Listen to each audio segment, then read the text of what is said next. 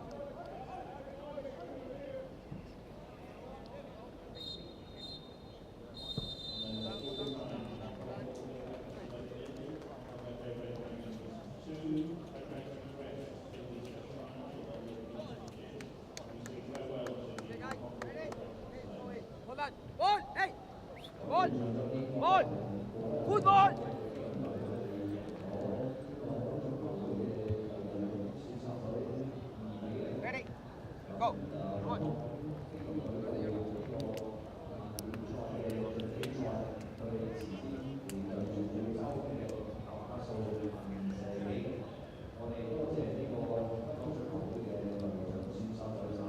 Whenever they finish, you can leave your hand to give it up. Okay? And we go straight into the quarterfinal between Singapore Curriculum and Kitchee. And you'll see the Singapore Curriculum one rugby spot, 6,4. Chamberlain 215, 5 Seppel, 7 Rossley, 10 Craig Bulling, and 9 Dave Johnson. And for Kitchee, 27 Champa Hove, 28 Shakespeare Dunn, 14 Roger Baramo, 24 Mathieu Pan, 31 Ross Eaton, 8 Alok Hong, and 35 Aston. 我哋呢個賽事咧係主賽嘅現在嘅最後一個嘅賽事，係白色衫嘅新加坡紅球會對粉紅色衫嘅燕姿嘅陣容就係27號陳家豪、28號鄭子龍、14號左翼、24號顏卓芬、31號係羅子俊、8號係牛峰、30號係。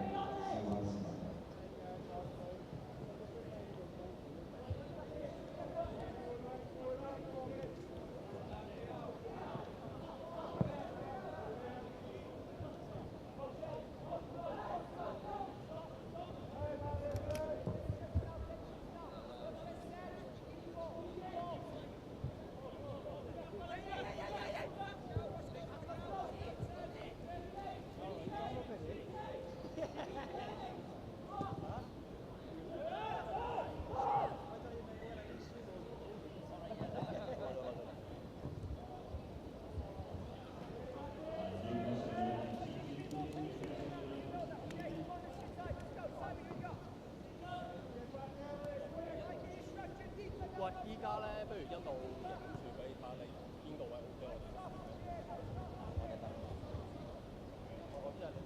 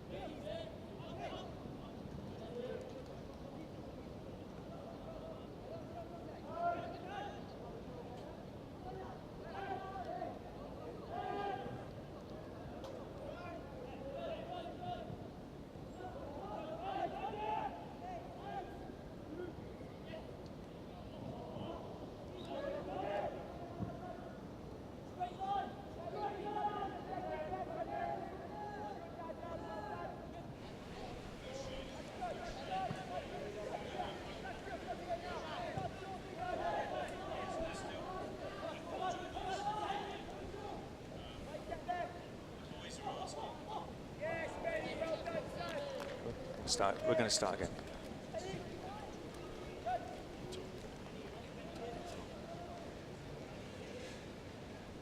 Well, good morning, everybody, and welcome to Happy Valley here in Hong Kong. This is the 2018 edition of the Citi Soccer Sevens here at the Hong Kong Football Club. And the game in front of us, this is Kitchee in the all pink against the Singapore Cricket Club from indeed Singapore, and they are playing the third quarter-final of the plate competition for the main teams. Kitchee with Geordie hitting the post. It's been a very tight game, and with me, my name is Pete Hurst, and with me I have Neil Jensen, who will be sitting with me this afternoon as we go through these matches. Neil, it's been very tight. A chance very just tight there. Indeed. Yeah, good save. Just flicking off a defender's boot. First half was very even, not too many chances for either side. Singapore attacking the goal to our right.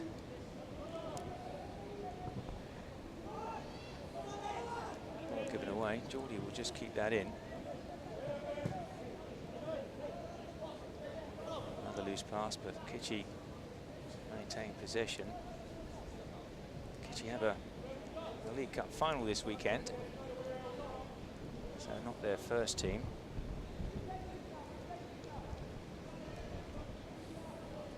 Chakar in goal. Too many of the teams want to expend a lot of energy. The heat very sapping this weekend. Temperatures well into the mid-30s. And the Hong Kong humidity that comes up at this time of year taking its toll. Gang.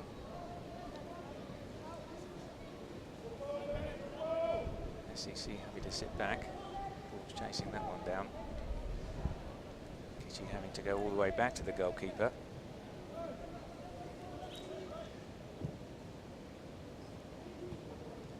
Geordie, one of the more experienced players, he's 37. Shot and winning the ball back.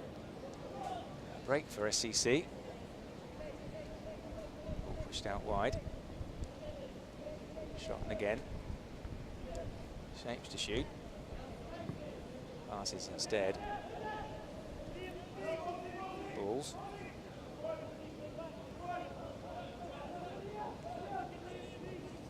King looking for Shotton. Gives away the free kick. Swenson. Gang.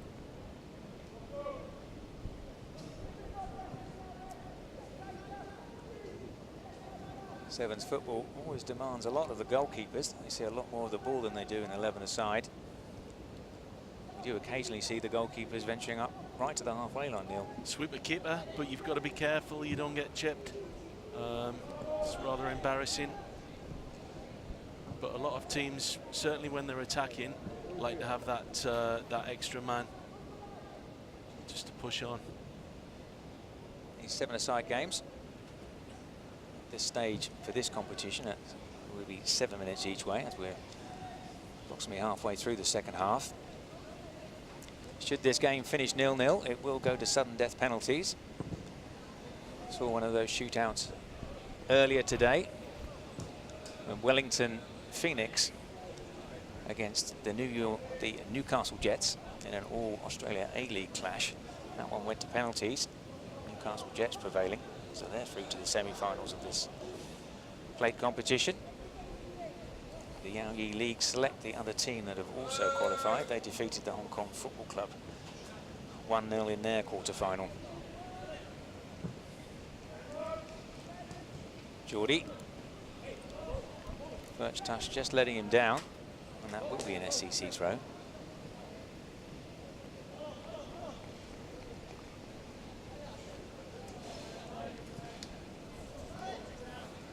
Back in the SEC half, now into Kitchee territory. Balls.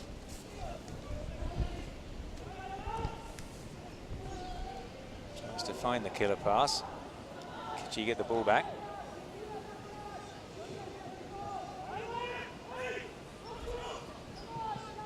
Worked in by Swainson. Tries to get it past the defender, but well tidied up by Bowden.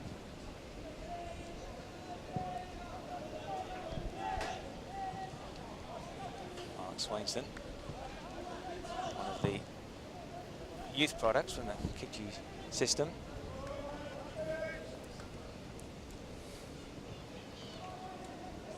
Chan once more. We're now into the last minute of this game. Possibly a last attack for Kitchee. There is an overlap. Past the goalkeeper. Smollett equal to it. There's a left-footed shot, comes in. Smollett does well to beat that away. SCC, they have 2 in this attack, 3 defenders back. For Koenig, still in possession. Nutmeg's the last defender, but Chan, he's out. Collects that. Free kicks given away. Last few seconds of the game just ebbing away. Referee gives a throw in, but then blows the final whistle. So this game ending 0-0. And we will go straight to sudden death penalties. Yeah, he was on his own there. You look at the SCC players, there was 3 or 4 of them left in their own half. They let him get on with it, risk-free football. Knew it was coming towards the end. Probably quite happy, Peter, to play for penalties. Singapore Cricket Club, Kitchee the more dominant of the 2 throughout the game, I would say. Neither team wishing to gamble. One of the risks of sevens football was you overcommit to attack, and if you do lose the ball in open play, the counter-attack with the additional space that's afforded can be costly. The pitch is approximately 80% of a normal 11-a-side pitch. The game is played under FIFA rules with the exception of the side of the pitch, and there is no offside rule. And that changes the thought process considerably for the defending team. There's no such thing as stepping up and allowing the striker to stray offside. And the more experienced teams in playing sevens football really know how to exploit that here. Absolutely. I would say that Singapore Cricket Club's best chance is penalties here. Kitchee very, very good if it went to a sudden death 4 against 4. Such an irony in football, Peter, isn't there, that having not really been in the game too much, that you could almost see Singapore Cricket Club winning this penalty shootout. So the penalties will be taken on the racetrack stand side of the pitch, in front of the big screen. So Chan Kar-ho is very involved in the open play. Looking to save this first penalty. Ross Plain will take it for the Singapore Cricket Club.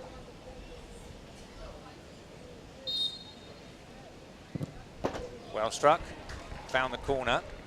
Goalkeeper gets the right way, but Ross Plain puts the SCC 1 penalty up. Put enough pace on it, didn't he? Oh, almost in off the post. That's a lovely one.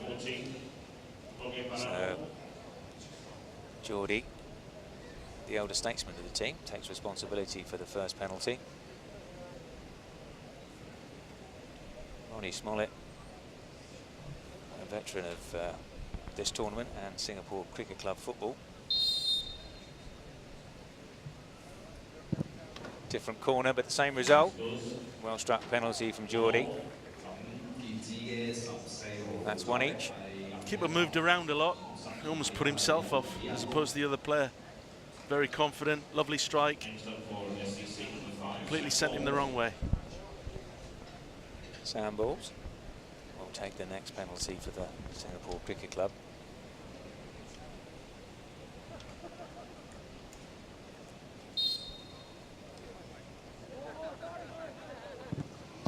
He goes the same way as the first penalty for Ross Plain.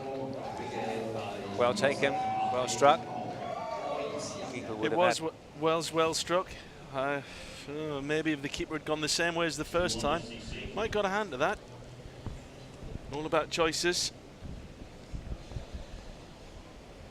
Ngang Lok Fung will take the second penalty for Kitchee. Smollett active on his line. just in off the post. But that levels the scores. 3 penalties to that bottom left. All of them gone in. Almost identical, aren't they?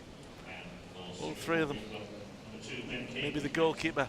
Which way do you think he's going to go? Will he go to his right this time? Play the averages game? Sudden death. Very impressive. So Jahan Rezai, 3rd penalty taker for Singapore Cricket Club. He goes the opposite direction. Keepers are not guessing correctly. Looked like a rather unorthodox run-up as well, didn't it? He was straight onto the ball, but he's very confident. That's a beauty. He knew what he was going to do. Mark Swainston will take the 3rd penalty kick for Kitchee.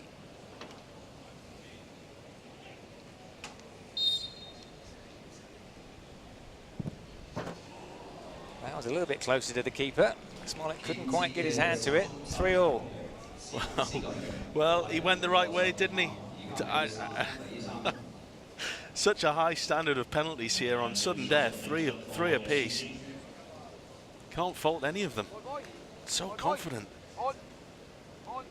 No one currently taking the risk of going down the middle, aiming for the corners.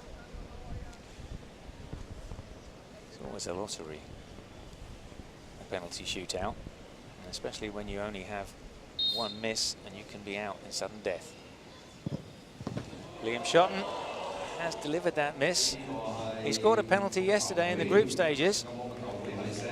Just rolled that past the post. How ironic that your penalty taker is the one that misses it. He struck it so well, didn't he? Just a fraction the wrong side of the post. Keeper guessed the right way. Can Kitchee take advantage now and move into the semi-finals? So this is the kick that may decide the game. Chung Cheng Lung. Short run up. Well struck into the corner. Smollett chose the wrong way, and that puts Kitchee into the semi-finals of the plate competition. Stroked it in. Very, very confident. 4 excellent penalties, in fairness to Kitchee, and I actually think that they deserve to win that game, Peter. They were confident all the way through, and I'm sure the local crowd, no disrespect to Singapore Cricket Club, will be quite happy with that result. Kitchee, of course, a former winner in the main competition here a few years ago. Lads like Chino playing for them, very, very popular with the crowd. Very strong team in Hong Kong. So Newcastle United, this is their starting lineup. They will face Kashima Antlers. This is the first quarter-final of the main competition. Kashima Antlers playing in all red. The winners of their group yesterday. Newcastle United struggled somewhat, managed to secure 2nd place. So playing in their all-black strip. Kashima get us underway. Tanaka scored goals yesterday, as did the captain Kubota. Very impressive Kashima yesterday, winning all 3 of their games, quite comfortably so, and topping their group. They've sent a pretty experienced team this year. Struggled last year with a contingent of 16 and 17-year-olds, but have decided to spend a little bit more effort with higher quality players, more experienced players. In particular, the man on the ball, number 4, Machida, is part of their Premier League, J-League team, certainly the J-League squad. And he's a Japanese international at youth level, all the way from under 15s through to under 19s. And the first shot of the day of this game comes from their captain, Kubota, who's also one of the more experienced players. Well, Newcastle haven't touched the ball yet. Kashima, small team, Peter, but very technical. Just clipped the outside of the post. We've been going over a minute. A rangefinder from Kubota, showing good intent for Kashima. Newcastle attacking the Sportsman's Bar end of the ground. Matty Longstaff. Longstaff once more. Dan Barlaser. Seen him before at this seventh tournament. He'll be used to the conditions and the requirements of sevens. Longstaff.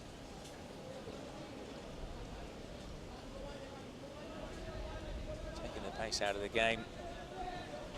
Newcastle inviting Kashima to close them down. Kashima very happy to let Newcastle keep possession.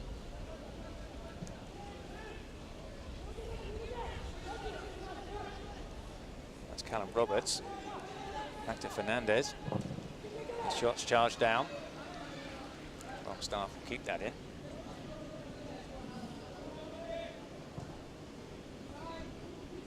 Barlaser.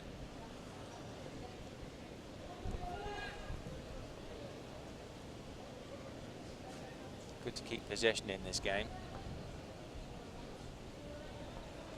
Try and dictate the pace. Fernandez. Barlaser. Not a lot of movement up front.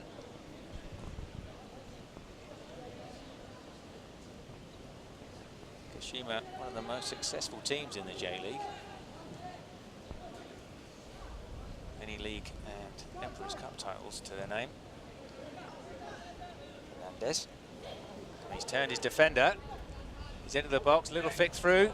Roberts couldn't collect. Goalkeeper's just done enough to get that away. It's the counter-attack on. Well, Newcastle have done very well to spoil that pacey attack. We saw on a number of occasions yesterday the Kashima Antlers are deadly on the counter-attack. Very well played by the Newcastle team to stifle the pace of that, allow all the players to get back into their half. Possibility of a free kick given, but the referee, who is Martin Atkinson from the English Premier League, not interested in giving a foul away.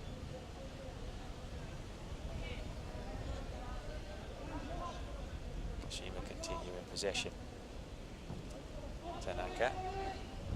Chida. Gets it back. Possession. Kubota. That's the right hand side. Toyoda. Imoto.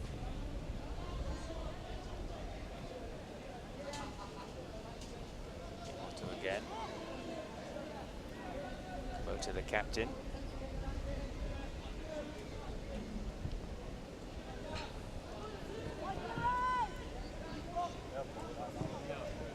As this is the main cup competition, these games played 10 minutes each half. Sun just going behind the clouds for a few moments, a little bit of respite. Tanaka. Defending in numbers, not leaving anybody up. 7 against 7 in the 6 against 7 in the final third of the Newcastle half.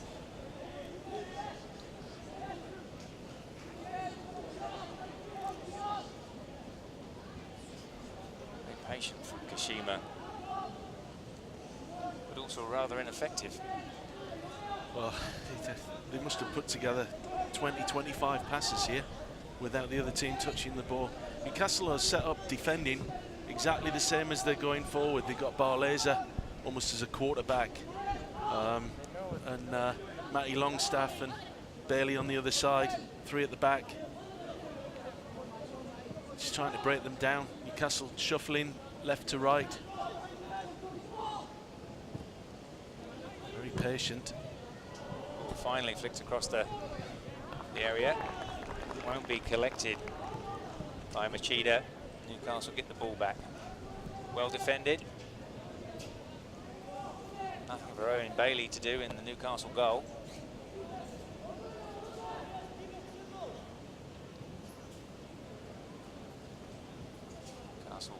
watched Kashima play yesterday, we've seen how fast they are on the break. Small in stature, the Japanese team, but extremely quick on the floor. Longstaff. Barlaser. Barlaser, England under-18 international. Centre half. Longstaff finds Roberts. He gives the ball away. Kubota will break. He has Tokiyoda in support on the right-hand side. Newcastle back in numbers, and it is with Tokiyoda. He's having to come all the way back to Nemoto.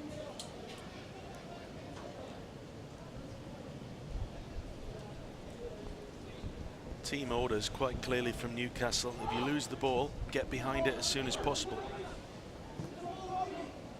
Machida. Nemoto wants the ball back, gets it. Kenta Nemoto, one of the younger players. He's in the under-18 team for Kashima. Machida, extremely disciplined from both teams.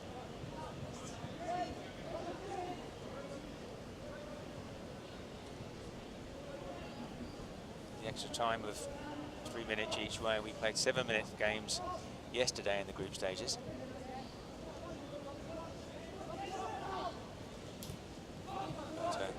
Fake to shoot. Machida.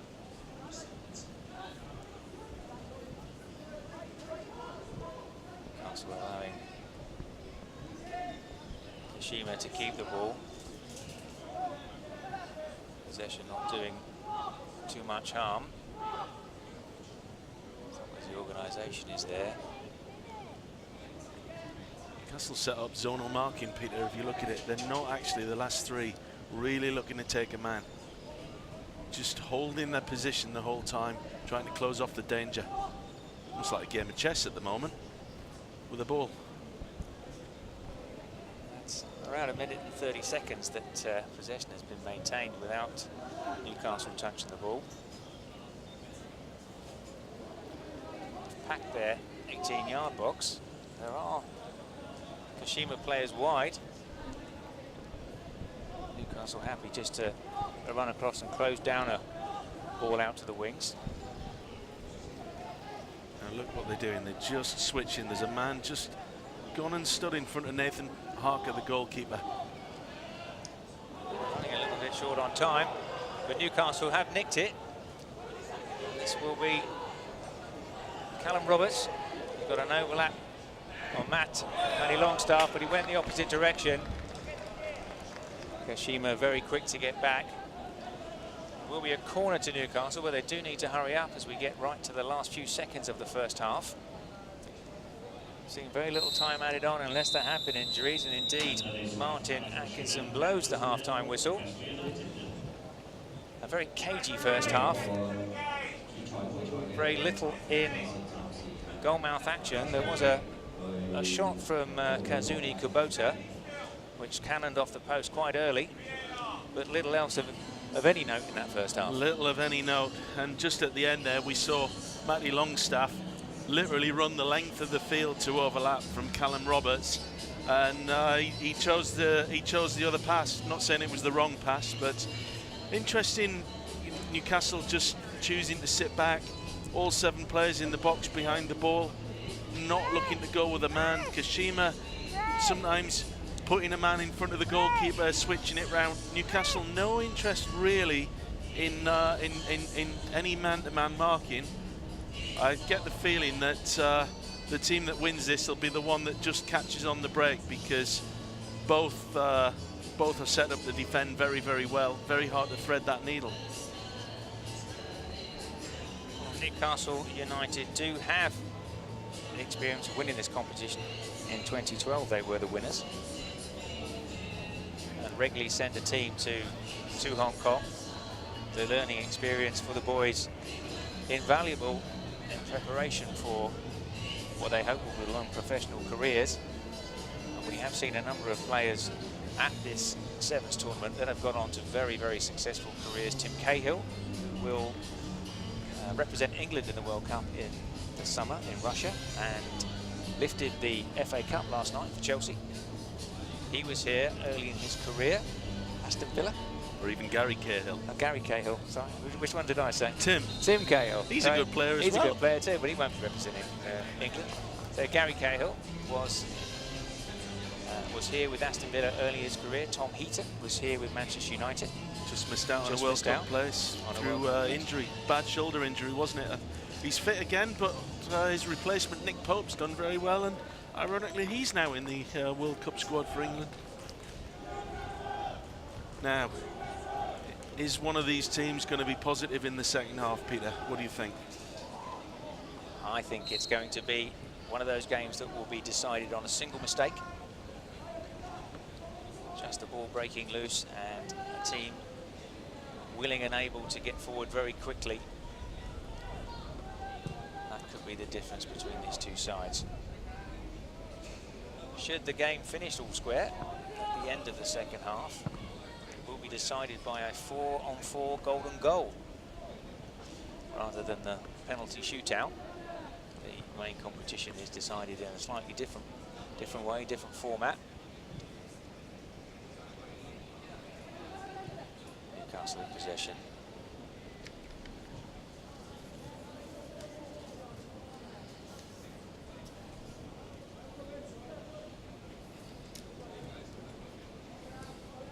Down the centre, Luke Jarman.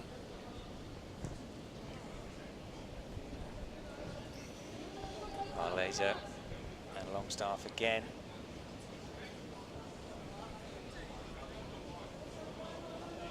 Well, more of the same in the second half. One team allowing the opposition to have plenty of possession.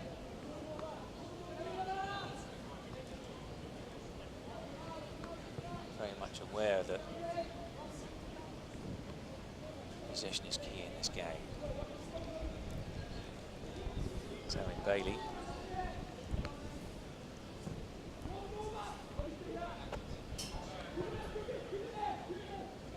Newcastle hardly getting into the Kashima half. At least when Kashima were attacking, they were doing it in the final third. Yes, this is almost on the halfway line. Lose the ball here. Very, very dangerous indeed. Nathan Harker halfway in his own half. Susceptible to the chip. Newcastle need to be a little bit more positive than this, Peter. No, it's not easy with the heat, with the movement. Maybe now. That's Roberts. He's taking a run at the defender. The ball's gone right across the face of goal. Newcastle couldn't get on the end of it, but it took a deflection, and they will keep possession. That's more like it. Positive football, get down the line. Much more physical Newcastle. They've got the opportunity to do that. I think Callum Roberts should have maybe done better. Scored a couple of goals yesterday, Callum Roberts. He knows where the net is, and the ball is given away, and that was Roberts who gave it away. Kashima, one big bar laser with that. Positioning from the centre half. But he's barely touched the ball, Peter. I mean, other than passing on the halfway line, Kashima haven't really tested them as much as, you know, when you look back at how they played yesterday. Newcastle stroking the ball around at the back here. Higher level of opposition for Kashima into the quarterfinals. Newcastle very structured in their team positions, not moving around too much. Bailey on the right, Longstaff on the left, and Dan Barlays are just staying around that centre circle, isn't he? Bailey. Maybe just to knock it around. So yesterday in Group A, Kashima Antlers coming out on top. 3 wins for them against West Ham, Wellington Phoenix, and the Yao Yi League Select.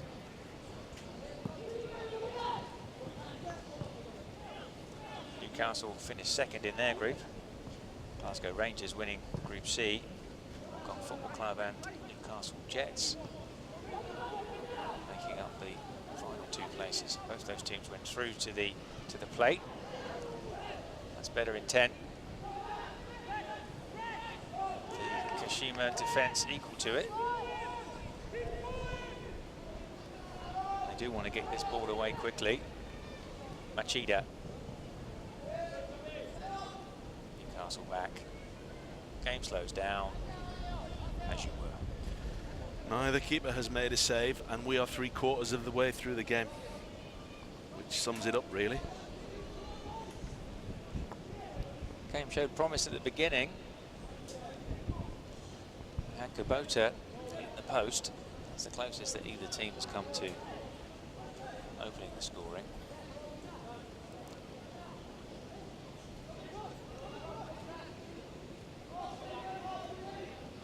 Chida.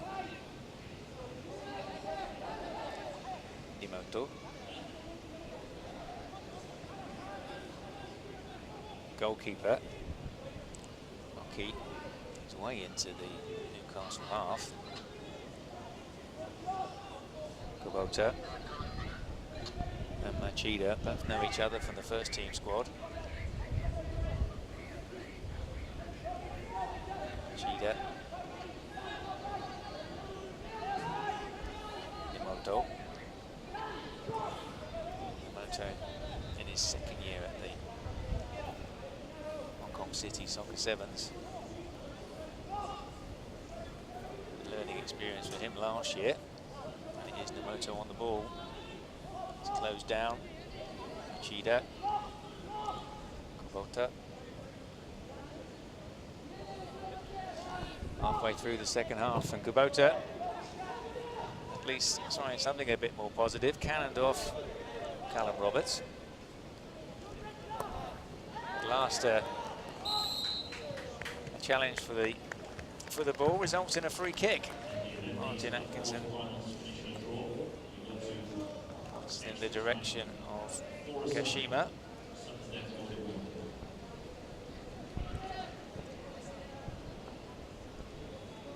Machida.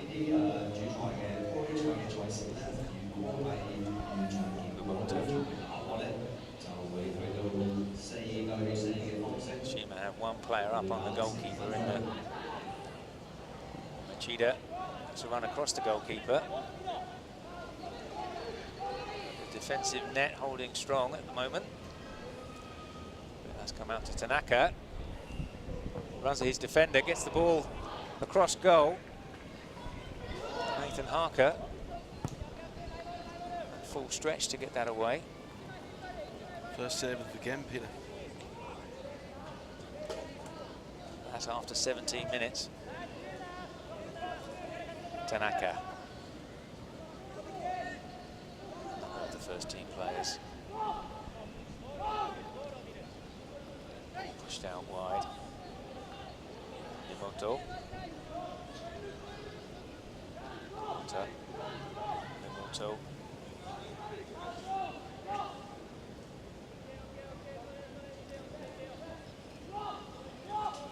Goals were flowing yesterday for Kashima. Scored 6 times in their 3 wins.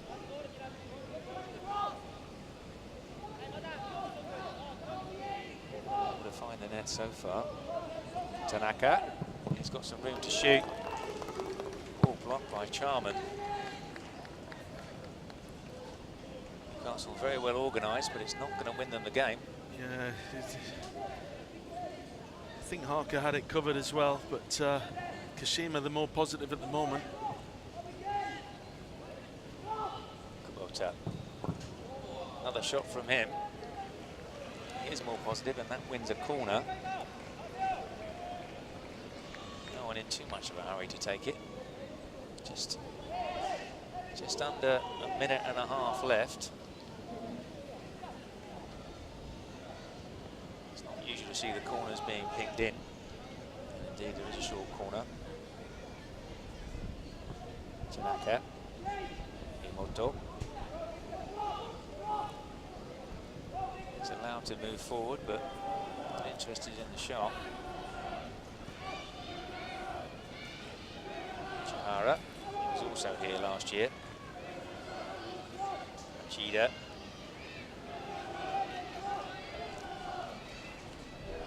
I think there may be an opportunity for a top corner being exposed from this. That's perhaps what the attacking team is looking for, just that hint of an opening. Yeah, they're reduced to shooting from outside the box at the moment, but they don't want to waste the opportunity looking for that perfect angle. Newcastle not closing down completely, so there's maybe an opportunity to drop the shoulder. Gonna have to hurry up though, 20 seconds left. Tanaka. Motor. He was likely to shoot, he is.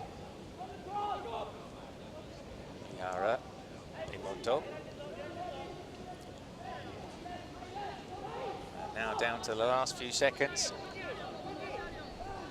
of what has been a very uninspiring second half. Some activity at last, but Campbell flashes that ball away and the referee blows the final whistle, so that is all level at the end of that first quarter-final of the main cup competition. Kashima Antlers against Newcastle United. Well, not really a lot to talk about, is there? Newcastle just quite happy to defend. That's the one save of the game that we've seen from Nathan Harker. So, hopefully we'll see some action in this 4 against 4. Now, for those of you not familiar with the 4 against 4, you are able to have any 4 players. A lot of teams choose to give a defender the goalkeeper's shirt because really a save's not going to make a difference. And what you'll be able to see is that both Kashima and Newcastle United have both given the goalkeeper's shirt to defenders here. And you're looking at effectively 4 outfield players. And the key, Peter, is 1, try and win the ball from the kick-off, and 2, do not give the ball away. Speculative shots in 4 against 4 will not really work for you. And it is sudden death, so golden goal. Should one team score, that will put them through. And there is an enormous amount of space on this pitch when you only have four players. And as Neil said, the tactic usually is to give the goalkeeper's shirt to an outfield player.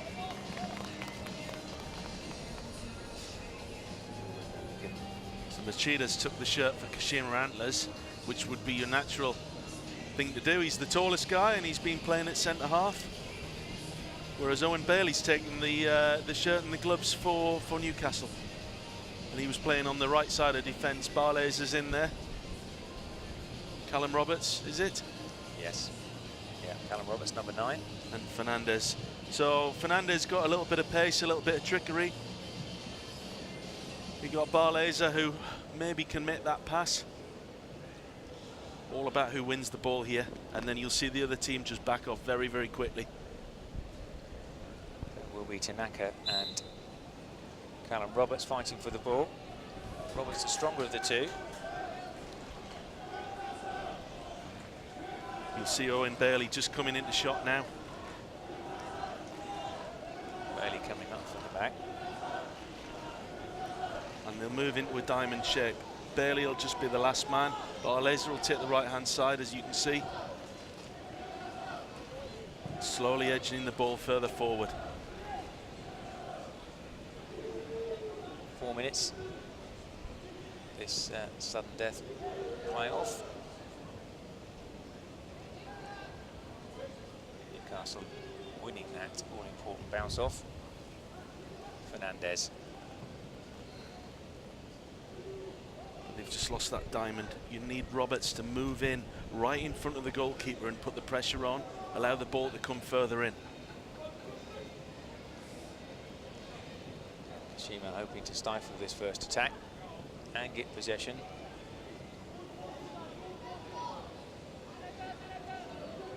Newcastle trying to work an opening. Bailey. To remember that the usual goalkeeper isn't between the posts. He's a central defender. Slightly overhit. Kept in by Barleza. We've done this on the training ground so many times, 4 against 3. The 3 men, it's very hard to keep your shape.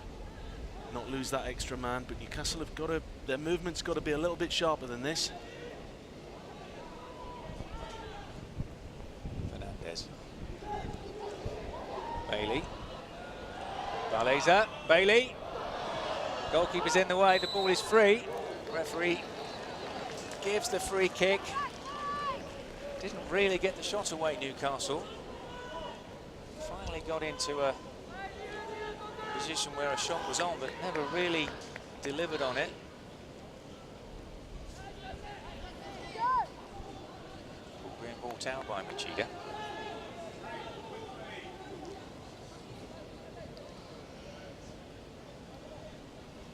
Roberts just needs to back off now. He's not really going to win that ball there. Newcastle defending a lot higher. And this is the opportunity now to move that ball quickly. Try and string them out. Now they're back in the box, a lot more difficult. Got to make that extra player count. Chida. Moto. It's Tanaka.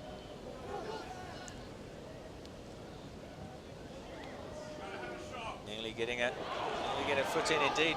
Campbell does. So Fernandez is in a foot race. Tanaka's got back and the goalkeeper's got back. He has very little support from the other three Newcastle players. Going to go all the way back to Barleza. Bailey into the last minute.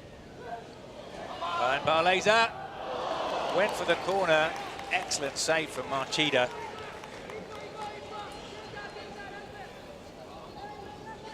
Well, what did I say? The goalkeepers don't tend to make saves in 4 against 4. He's made 2 now. Well played. Kashima should not have lost the ball that last time. Got to make it count now. We've only got about 30 seconds left. He's tired legs. Chida. He's looking for the 1-2. Didn't get it back. Tanaka, left foot. Bailey positioned himself perfectly for that. Still in possession of Kashima, and the whistle is blown, and that is the end of time. And we will now go to penalties. The first Newcastle save of the game, he just stuck a leg out, didn't he? But it was effective enough. He struck it well. Now, as we move to penalties, what you'll see is that the original goalkeepers are back in play. So you'll see Owen Bailey hand the shirt back to Nathan Harker and Machida. I'll tell you what, Peter, he didn't do bad in goals. Keep the shirt on yourself, son. Big lad. But the goalkeeper will be back in. And this will now be settled by penalty kicks. And the team's allowed to put their regular goalkeepers back between the posts for the penalty shootout. Mr. Atkinson had longer in the sun than what he expected for this game. Not had a lot to do though, Peter, not really. Only 1 free kick given. No yellow cards in this game. Discipline is usually fairly straightforward in the 7-a-side competitions. There's only been 8 red cards in the 19-year history of this tournament. And Newcastle United have had 2 of them. Quite sure what that says about the discipline of Newcastle United. They're disputing both of them still. Need to put that in the past, I think. Yes. So the teams organising themselves in the centre circle where they need to remain while the penalties are taken. Once again, it will be the racetrack stand end.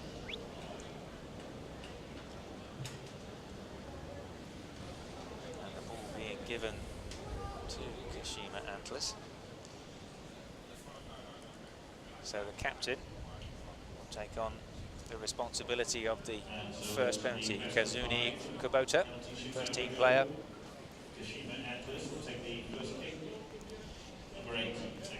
And usually the first kick is kicking first is the choice, isn't it? Absolutely. Puts pressure on the other team. It's a lot more difficult when you have to score to stay in the game. Exactly. You have the responsibility to score. So Nathan Harker in goal for Newcastle against Kubota. Just squeezes that under the right hand of the goalkeeper. Not that convincing, but they all count. You heard the ooze in the stadium as he almost got it. Got down well, didn't he? Just went under him. He'd be disappointed with that. 1-0, Kashima. So it is Owen Bailey back in his outfield strip. Right-footed. Sends the goalkeeper the wrong way. One each. Very confident. As you say, sent the keeper the wrong way. Struck it with his right instep. Not seeing that ABBA formation that was trialled in the last year. I never really liked that. One penalty, then two for the other team, then two for one team. Very strange, hard to follow. This is much better for me. Yes. Traditional is best. Toshi Tanaka. Very calm, cool. Popped into the top left-hand corner of Nathan Harker's goal. It's a cool penalty indeed. No power at all, just placed it, top corner. Seen those ones go wrong, Peter. So Victor Fernandez, who played in the 4v4 against Yuya Oki. Right-footed penalty. Rolled into the corner, sending the goalkeeper the wrong way. And we're at 2 each. Little shuffle at the start. Same corner as Owen Bailey, although a little bit lower. We've had 3 to the goalkeeper's left now, 1 to the right. Harker's shown that he's quite strong to his right. Koki Machida will take the 3rd penalty for Kashima. Almost all of the play goes through him. Left-footed. Taking his time. Keeper goes the right way, but the well-struck penalty finds the corner. Saw him running up, stuttered a little bit. I thought he was going to smash that one down the middle. Looked like he was a little bit unsure, but he got away with it. It wasn't the most confident of penalties. It was well placed in the end. So 3-2. Barlaser needs to score this to keep Newcastle United in the competition for the cup. Off the post and in. Confident, well struck. Keeper probably wouldn't have got that anyway. No, not at all. Right in the corner. Very technically very good player, Dan. He's grown quite a lot over the last few years. Sprouted up at 6'2", 6'3" now.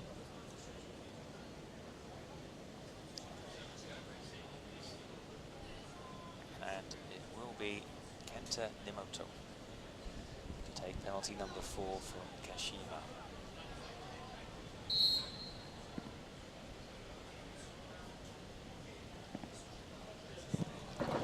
Keeper went the right way again.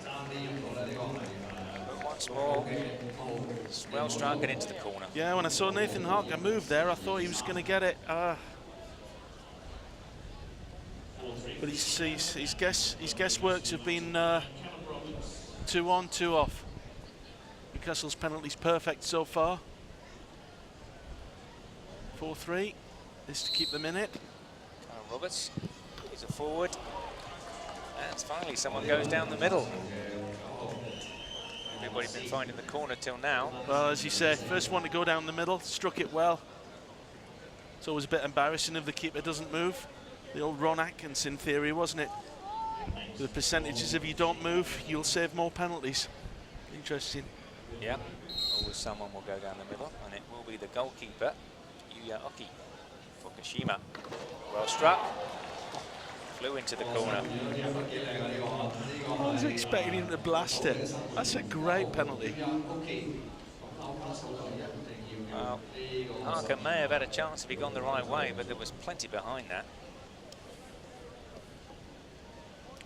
So Luke Charman needs to score this, otherwise Kashima are through.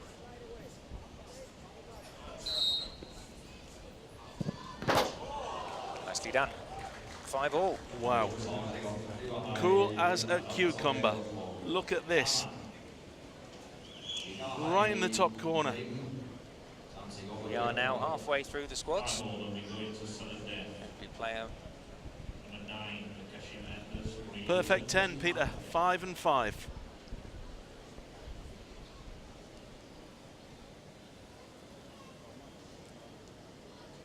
Goalkeeper preparing himself. A little bit of gamesmanship, making the penalty take a weight. Yes. Not sure what the referee's actually saying to him there. On a top pitch like this, there's no good or bad place to put the ball. Ryota Ujihara. Penalty number 6. Kashima Antlers. Again into the corner. Same result. That's 6 to Kashima, 5 to Newcastle United. Very confident. Nice little shuffle. Harker went the wrong way. Very little emotion being showed by any of these players. Did Kellen Watts play during the game? Is this his first actual kick of the day? Could well be. I don't think he did play during the game. Get on the pitch. Left foot for him. He went down the middle as well. He went the wrong way. 6-all. If the keeper had stood still, he could have put his foot on that, I think. You wouldn't really want your first touch being the penalty shootout, sudden death, Peter, would you? Well, Kellen Watts dealt with the pressure very well and delivered. Hiroki Tokiyoda. Take the next penalty.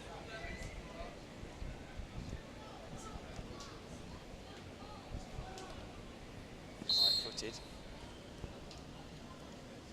We are in sudden death. And the save is made. Finally, the deadlock is broken. It will need Newcastle United to score their penalty. A super save. It wasn't a bad penalty, in fairness. He just guessed the right way. If Harker had gone the wrong way, we'd have said that was a great penalty. No, he didn't. So this is it. It is Matty Longstaff who will take this penalty that could see Newcastle United going through to the semi-finals of the Cup. Keeper goes the wrong way, and it is indeed Newcastle who go through. So Matt Longstaff scores the penalty that puts Newcastle United into the semi-finals of the Cup competition and puts Kashima Antlers into the semi-finals of the Shield competition.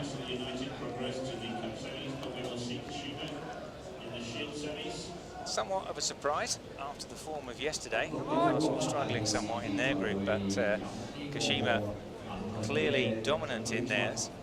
But the conditions are slightly different when it comes to a knockout contest compared to a group. I spoke to Ben Dawson, the under-23 coach for Newcastle, and he really wasn't bothered whether they finished first or second in the group.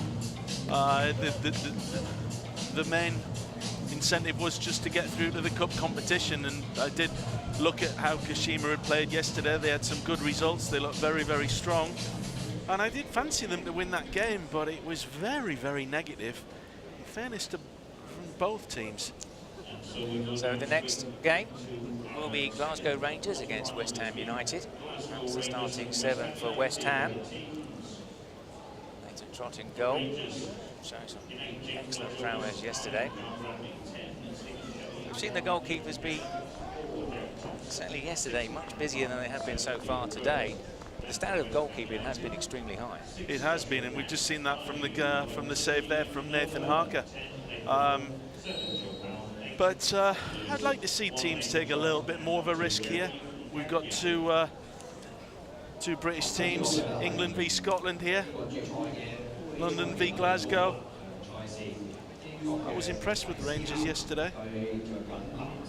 Rangers are playing in their traditional blue kit, and West Ham are in their claret and blue.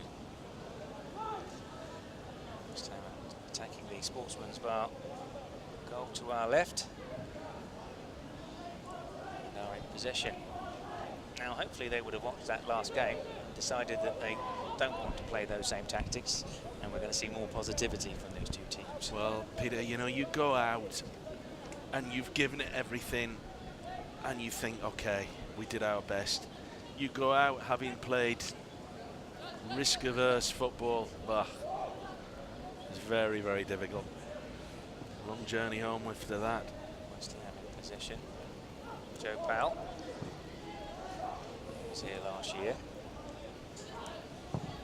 Gakia trying his luck from outside the area.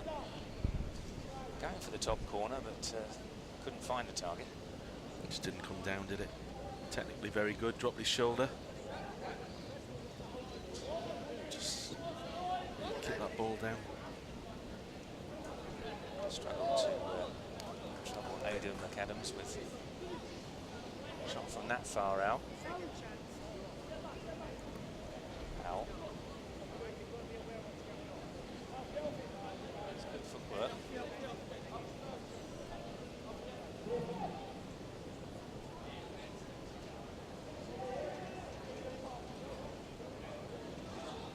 Nola.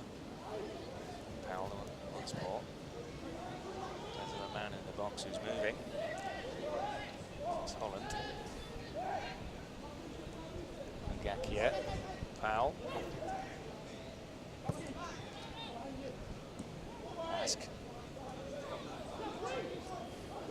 Skips past his defender. And Gakia. Goes to the byline, tries to get it across. Comes off Cameron Palmer. Gives away the first corner of the game. West Ham showing some decent positivity. Started the better team, haven't they? Rangers look a little bit nervous. Time to get into the game. Of course, it is 10 minutes each way. Plenty of time to get going. Short corner. West Ham were runners-up in their group yesterday. Glasgow Rangers the winners. West Ham were looking in danger of going out, and it took a win in their final game against the Wellington Phoenix to put them through. A late goal made the difference. Good turn from Liam Burt. He's through on his own. One-on-one with the goalkeeper and finishes into the corner. Nathan Trott not really moving in the... Good physicality for a smaller guy. And it was 4 against 1, really. But he went on his own in the end. Well, having not been the more positive of the teams, Rangers find themselves a goal ahead. Counter-attack being very well executed by Rangers, putting 1-0 up against West Ham in the second quarter-final of the Cup competition for the young players. West Ham now needing to chase the game. This can sometimes leave gaps.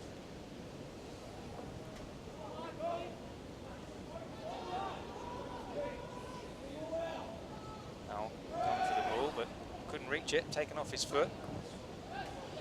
Nola gets him out of trouble. Picks up the loose ball. Lewis. Tried to put in Nathan Holland. Find the right ball. It's an early release from the back. Cameron Palmer. He tries to find a through ball, but was cut out by Akinola. Tracking back from him. Certainly made the difference between another shooting opportunity for Rangers. Gave away the corner.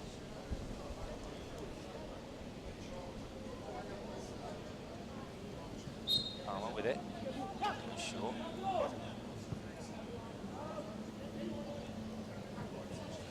Goes back to Kelly. Yes, come in. It'll be a West Ham throw.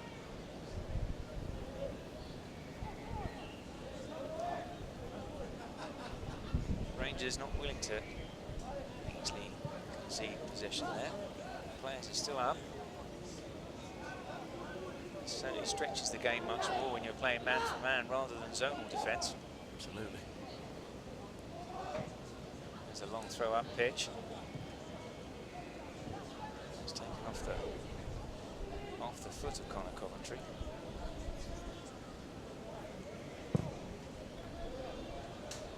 Kanola will control that.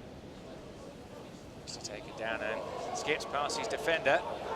Kanola into the box, squares it. Looking for Nathan Holland, but by the Rangers defence.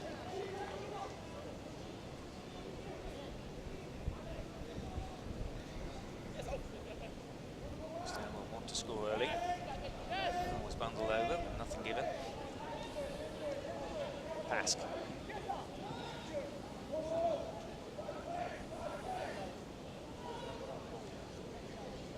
Trot. England under 20 international Nathan Trot. And essentially the third choice keeper. West Ham. Behind Joe Hart and Adrian. Might be the second choice one now. Joe Hart, I can't imagine he'll stay. Here we go. He's left the goal open. Did see a goal scored from the halfway line yesterday by Cagliari. Perhaps fortunate. That wasn't on target. A bit casual, wasn't it?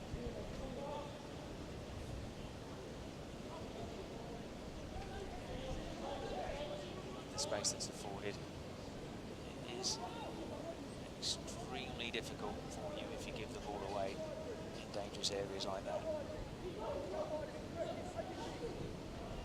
Trot shreds the ball through. That's an excellent sliding tackle. And Rangers able to come away with the ball.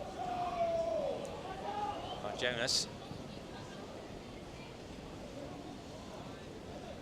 Positive from him. Just to slow things down with their 1-0 lead. Rangers don't need to chase the game. Great pass from the goalkeeper, wasn't it? Split the defence. It's like he's pushing up as the extra man to deliver the balls. Rangers in possession by Jonas.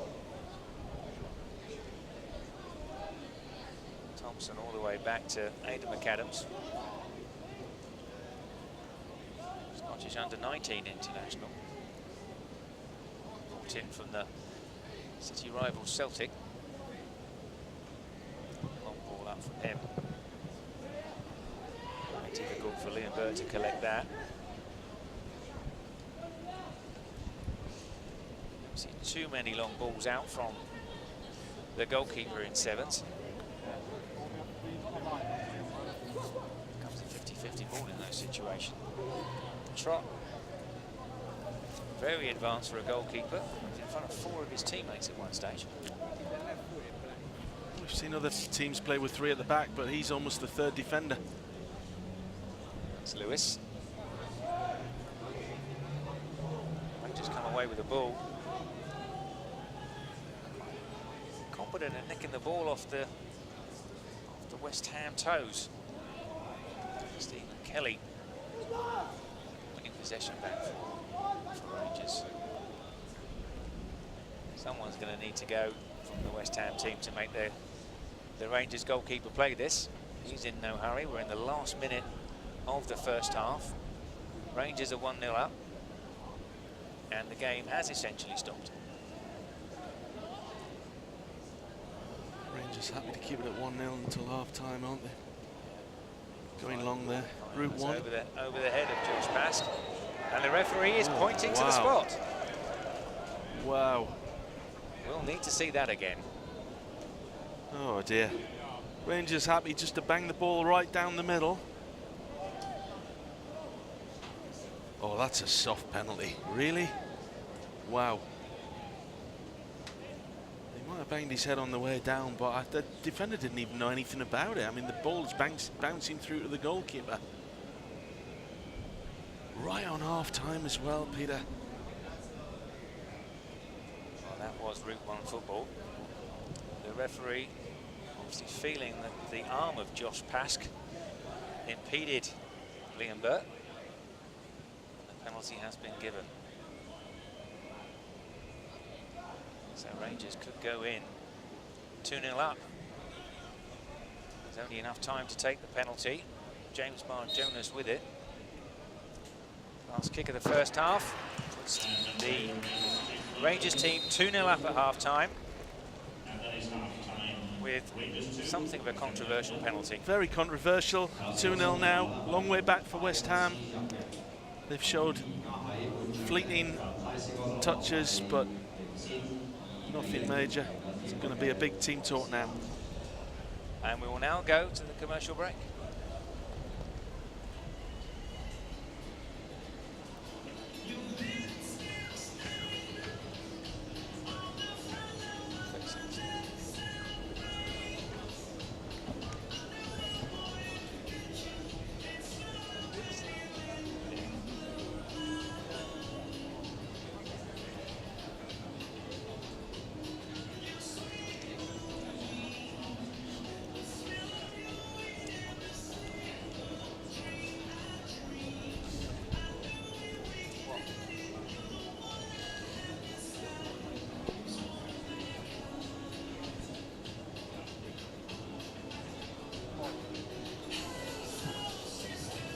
Rangers teams getting their instructions at half-time.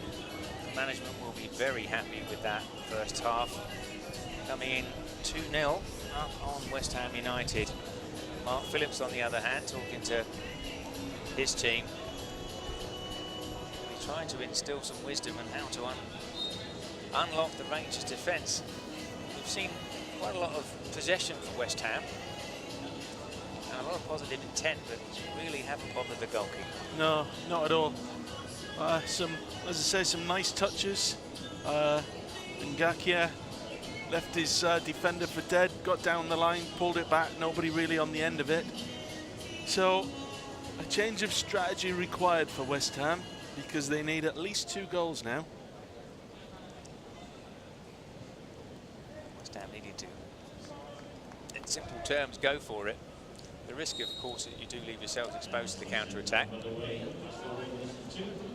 And Glasgow will make them chase the game. The ball upfield, it was effective just before half-time, leading to that penalty that Jonas comfortably put away. High ball from Pask. Asking a lot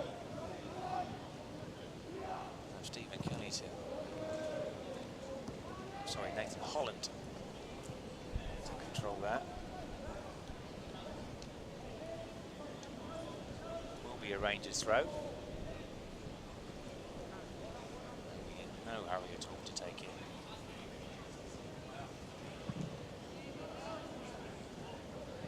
Second throw from them, a bit further up the pitch. Your Rangers, you wouldn't really want to take too much of a risk at this stage. Conserve your energy a little bit. Very hot, as we've talked about. 2 goals ahead. There was a shove there. Liam Burt once again making a nuisance of himself. Keeps going over, getting the result from the referee.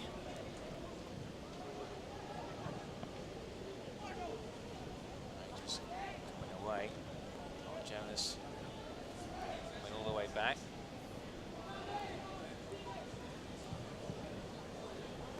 Will be covered.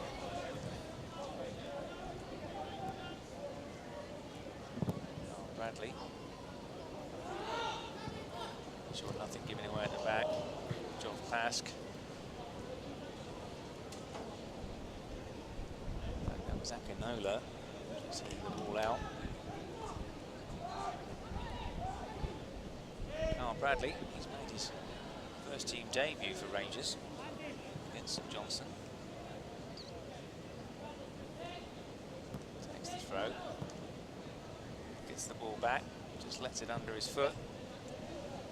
West Ham, Joe Powell want to take this a lot quicker. Ginola, Costa trot. Again, advances way upfield. There's a man coming short. It's got a Coventry. Still with drop.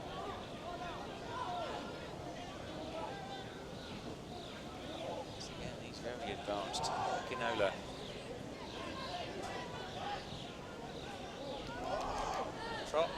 shoot himself, strikes it well. Straight at the goalkeeper. Lewis trying to get onto it. McAdams does well twice. Early clear up pitch, Andrew Dallas. Can't get the ball off Akinova. Akinola is a ball playing centre half in the West Ham tradition. I think if I was Mark Phillips, the West Ham manager, I'd be slightly concerned that my most dangerous player so far has been the goalkeeper. This is true. West Ham do have some space now. So drops in the middle, and so is Powell. His first touch control. Set himself up nicely for the volley. Joe Powell couldn't keep that down. Why the first touch? Didn't need it. Here we are, he's set nicely. They let the defender back in. He actually made it harder for himself by trying to take the sting out of the ball. Could have just shaped his body, didn't need any power. Much better chance of scoring. Cannon goes long. Dallas wins the corner, wins the throw-in.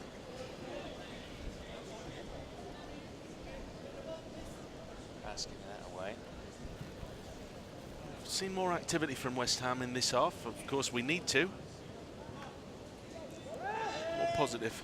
Palmer with the throw. He looks at his watch. Already into the corner. Palmer gets it back. He's got a return pull with Dallas just losing control, allowing pass to get across and to clear that into the stands. Here's the shot from the goalkeeper again. He hit it so well, didn't he? Goalkeepers union. McAdams was equal to that. Two chances in quick succession for West Ham, but neither of them taken. Shay's off a West Ham player. Coventry giving away the throw. Scott Gray will saunter across to take it. He's happy to go back. West Ham are leaving a player up. That has stretched the game out.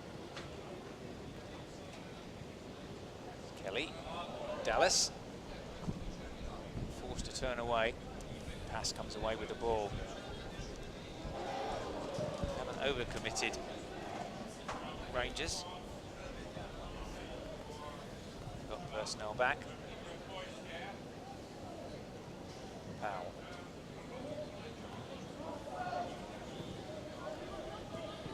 Pask.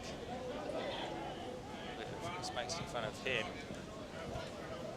Number 3 is Nerfville. His shot. Nothing troubling the goalkeeper. Rangers will be quite happy with this situation, Peter. They're not really conserving a huge amount of energy here. It's a long ball again, we can see from the goalkeeper. Effective for the penalty in the first half. Got a throw in out of it. That away.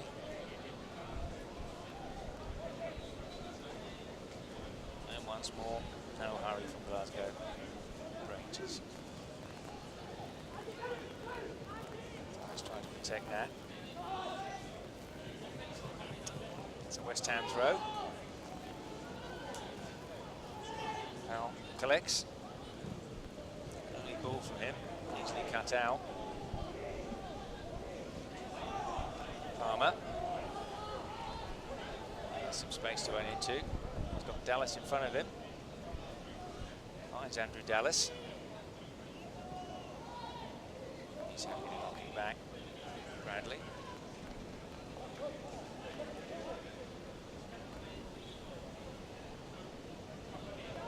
Dallas robbed by Pask. Phil. Early ball up. Does find Holland. He's now got 2 defenders ahead of him. Been forced away. Does get the shot off just past the post. Peter, it's so frustrating. Holland's up front on his own. Where's the support? Where's the next man coming in?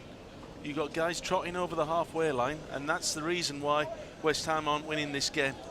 You've got to gamble at this point. looking for the support. He did so well to get the shot off. Down to the last 2 minutes. Nathan Trott. Very calmly. West Ham retain possession. Trott brings the ball forward. Certainly a ball-playing goalkeeper.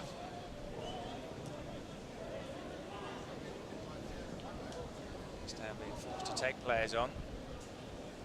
Nathan Holland thrashes at one from way out. A real desperation now from West Ham. Nathan Holland, at least he's trying his luck.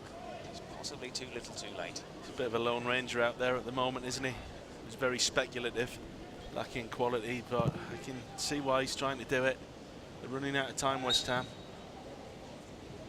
Rangers not really being stretched, Peter, to be honest. You'd think that they'll have a stronger test later in the day than this.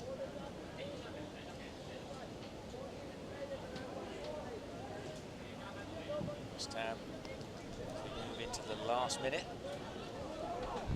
Losing this game 2-0. 2 goals conceded in the first half, the difference between these two teams. Basque. Now wide to Folian. Second half substitute.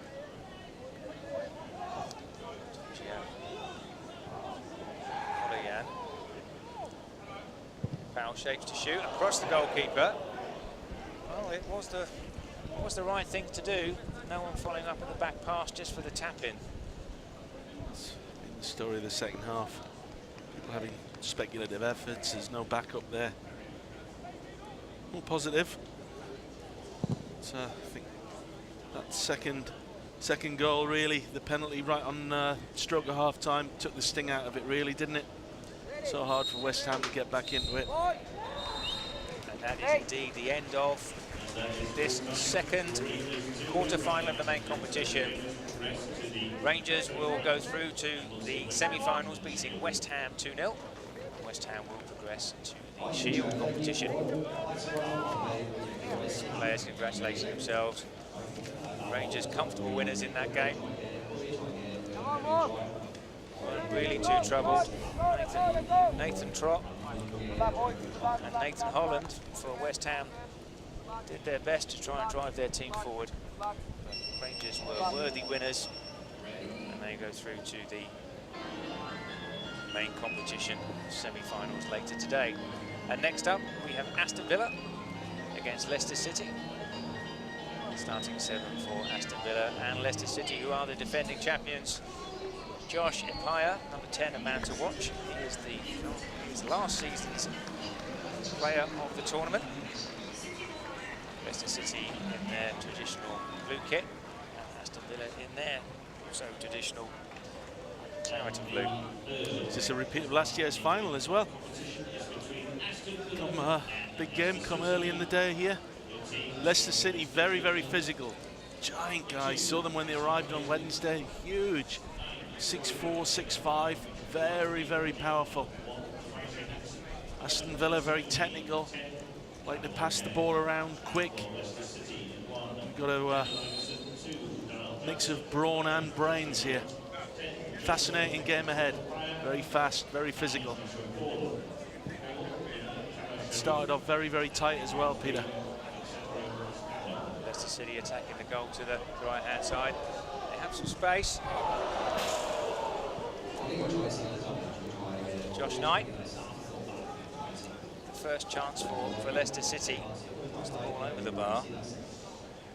But Aston Villa caught rather cold at the beginning of that game. Not a good place to lose the ball.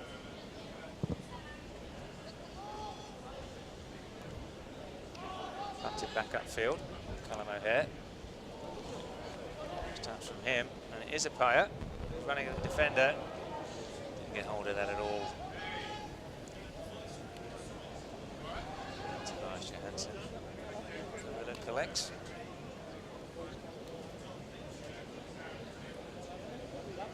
Swedish under-20 international Johansson. Ball forward from him. And O'Hare. It's through on goal. It's a one-on-one. Keeper equal to it. Iverson stretched out his right leg. Going across the penalty area, looking for the near post. Iverson equal to that. Aston Villa are the most successful team in the history of this tournament. 6-time winners. Last year they were the runners-up, ball given away. Johnson rather loose. That interception gives away the throw-in over on the right-hand side. Darnell Johnson was Emil Heskey's godson. Emil Heskey, Leicester royalty. Villa attack. O'Hare. Blackett-Taylor tries to find space for the shot. Does. Straight into the arms of Iverson. Quick ball up from him. Dealt very well by Mitchell Clark.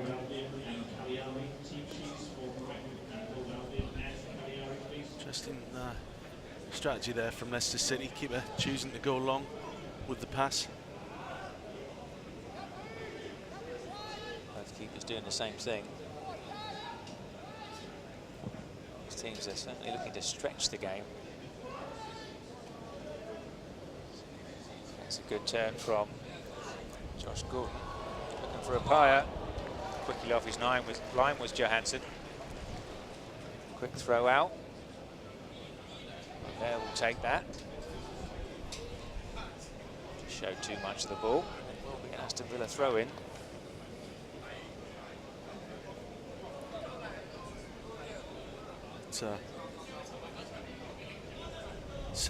Distribution's such a big part of the game for goalkeepers now, Peter, isn't it?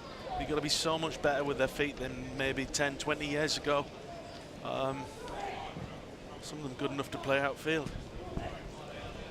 Nathan Trott was certainly very adventurous for West Ham.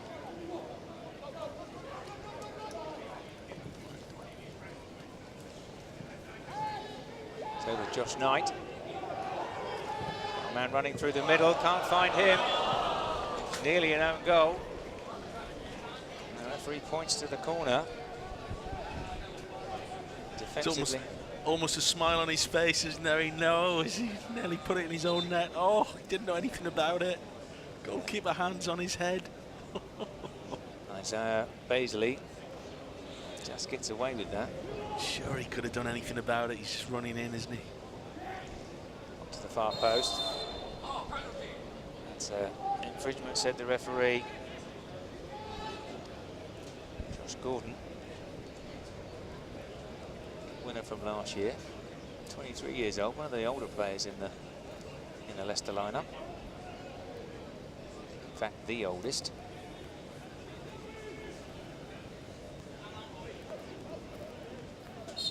Last year we had Hamza Chowdhury here, who's now gone on to play part in this year's campaign for the Leicester City first team.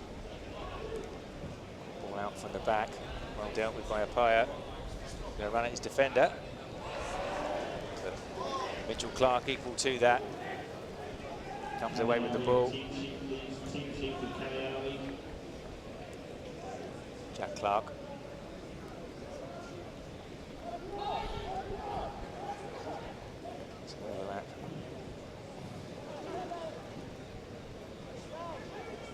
Cleared away by the Leicester defence.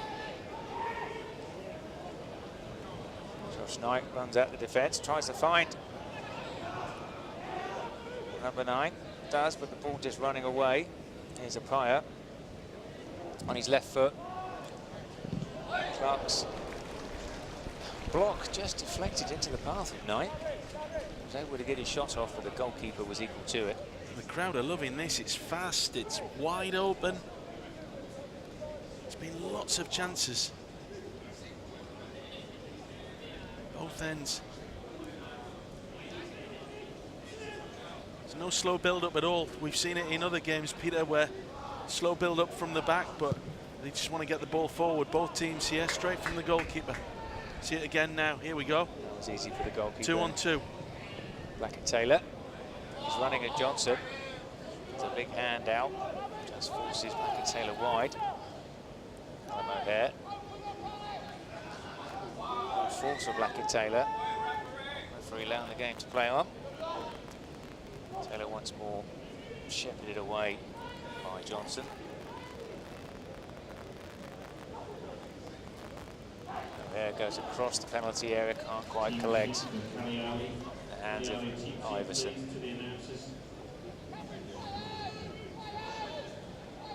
Both teams keeping their strikers upfield, and that stretches the game.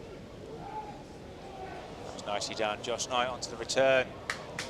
Ball falls for Apaya. Onto his left foot. Knight quickly up on his feet, but the defence got across. Strong defending from Aston Villa, denying a shooting opportunity for Leicester City. These two teams finally matched at this stage. There's a quick break. Baisley into the area and right across the penalty area. It is Callum O'Hare. He's got 3 defenders in front of him now. Very quick feet. Very cute little back heel, but it wasn't read by Jack Clark. Johnson just evades the foot of O'Hare. He's really not going to do his team too much favour shooting from there like that.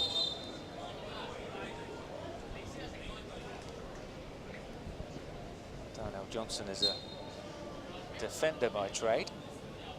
England under-19 Euro winner in Georgia last summer. Callum O'Hare very lucky not to get a yellow card there, Peter. Kicked out with the player, no attempt to play the ball. Referee just had a word with him. But Leicester City, it's going from the goalkeeper, and it's 2-on-2 immediately.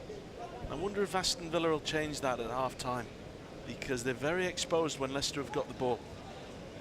And I wonder if Leicester will be saying, let's get one more man forward to support those two.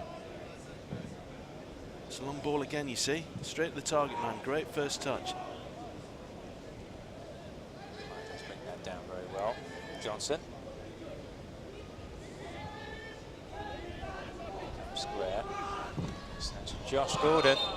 It's a deflection off the defender. And it will be a corner as we move into the last minute of the first half. Very effective from Leicester. Having a lot of shots on goal. It's got a charmed life, that Aston Villa goal at the moment. Just less than a minute to go to half-time. Leicester would like to get one just before the break, I'm sure. Tommy Shaw. Some positivity from Apaya. Square. Going to come all the way back to Sharif. Into the area. A dangerous ball, but no one read that. It's gone all the way across. Hansen keeps it in. O'Hare.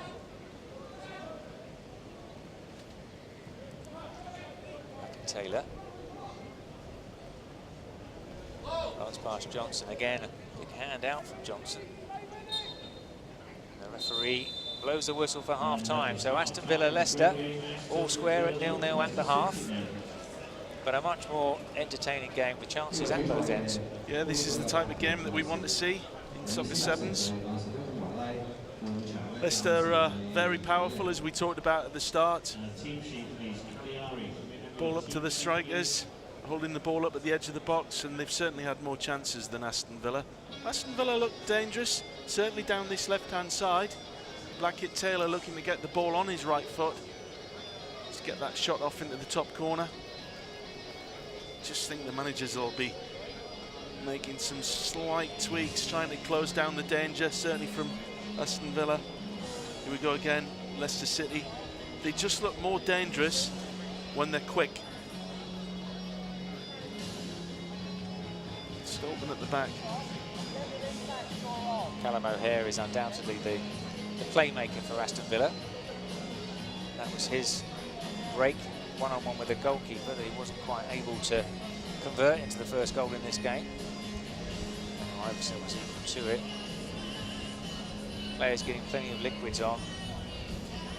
Temperature's already rising. This early stage of finals day at the Hong Kong Football Club City Soccer Sevens 2018. Plenty of young fans in the stands. Get off your phone. Watch the football. Get off your phone. He can do that at half-time. As long as he's texting his mum, that's okay. I'm sure that's all he's doing. Josh Appiah, last year's player of the tournament. The referee just having a word with Callum O'Hare, who did try to leave a foot in on Darnell Johnson. Had he made contact, that would definitely been at least a yellow card. Certainly want to pick up as well, because you don't want to, you get another one, you're suspended. Maybe miss a final, semi-final. Underway, and here's O'Hare once again. Iverson equal to that. Look at the upset. Within seconds of the restart. Goalkeeper was alive to it. Absolutely incensed and missing that. Very fortunate to get a second opportunity at a one-on-one. They don't come along all the time, but easily dealt with that corner. And the break is on. Josh Knight. He has the two other Joshes up with him. Josh Knight gets the return. The ball's broken away. Gordon. It's gone for the return. Forced wide. Villa come away with the ball. Baisley. Mooney.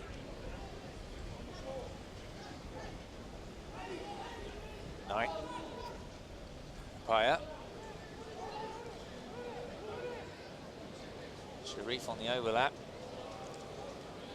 Well defended by Aston Villa. Mooney.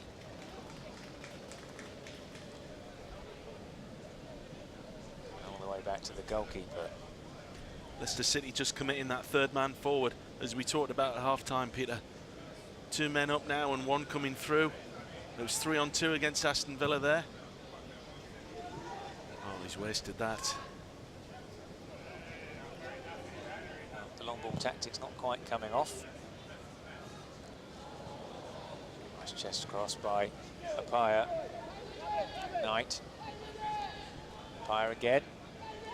Trying to turn his defender, make space for the shot, and it is a goal for Leicester City. Josh Gordon finds the far corner. Johansson couldn't keep that out.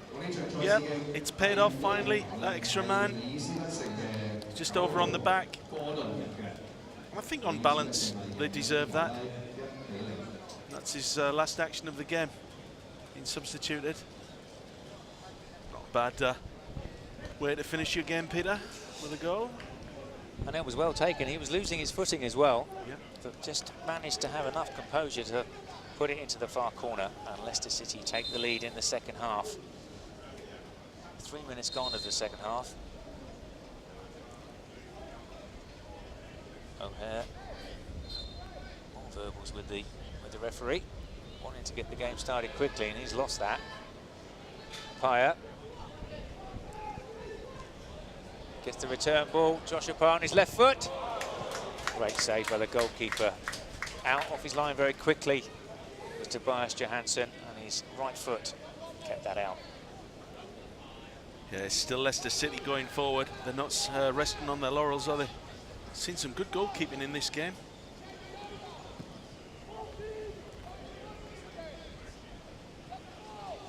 This is Admiral Muskie. Replaced Josh Gordon, the goal scorer. Sam Hughes. Appiah. Hughes again, and it's in. Sam Hughes coming up from the back, making a big difference, and scores the second for Leicester City. And this is it, Leicester piling on the pressure, pushing more men forward. Just popped up nicely for him. Looked a little bit surprised to get it. I don't think he scores many. Look at that, he's very, very pleased. There's 2 goals in a few minutes there. Big pressure on Villa now. Really going to have to come out. So that's 2 goals in the second half for Leicester City, who were 3-0 winners against Aston Villa last year in the final. Now comfortably ahead once more. It's a trip. And Duku, second half substitute. Down to ground. And winning the free kick for Leicester City. Once again, they've sent a very strong team. Quite a number of internationals within their squad. Duku is the 17 England international. He wins the throw. As we come into the last 5 minutes. Taken, Musqui. It's a little bit scuffed. Leicester get away with that. Jack Clark couldn't quite keep that ball under control. Leicester get us going again. Duku putting the ball out for an Aston Villa goal kick. Quickly taken. Jack Clark trying to find his striker, and Sam Hughes giving the foul away. This probably needs a goal now for Villa. 4 minutes to go. Leicester got everybody back behind the ball.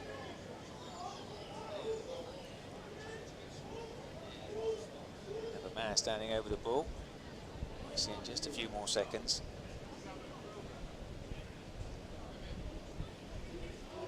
Referee asking them to step back.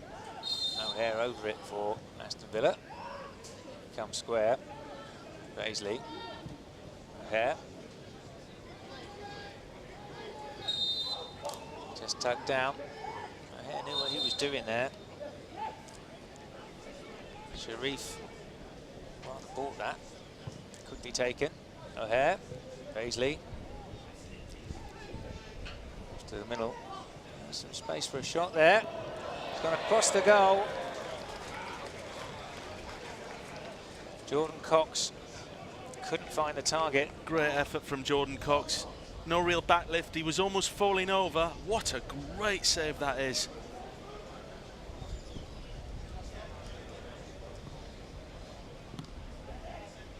Aston has had a fair bit to do in this game, but it's been equal to everything that's been thrown at him. 2 very important saves by Iverson from Callum O'Hare in the 2 one-on-one situations.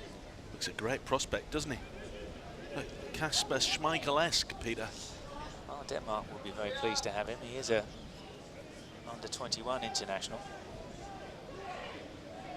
Very impressed with him. His distribution's very strong as well. He was here last year. Clark tries to thread that ball through, but goes all the way to Iverson. Duku. He's got quite a bit of space to run at the Aston Villa defender. Steps inside. Tries to find the space to shoot, but can't. Paisley did his job.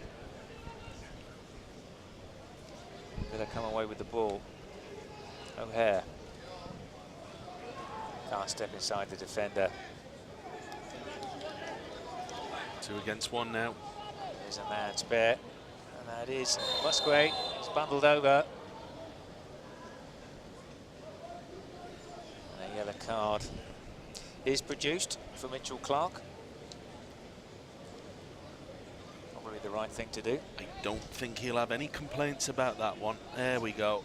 The leg went out. Oof. Almost a penalty, wasn't it? Just about a yard outside the box. Can't imagine Leicester are going to send too many. Centre half looks like he's coming up, but he really, really doesn't need to at this stage. 2-0 up with a minute to go. Free kick for Leicester. Musgrave. Keeper does well to keep that out. Musgrave, he's a Zimbabwean international. Ball should never have got to him. Just got a deflection. Good save from the goalkeeper. Leicester will just be happy to run the clock down now. Just about half a minute to go. But I've got to get the ball back here. Dooku with it. So we go into the last 30 seconds. He's disappeared off into the corner.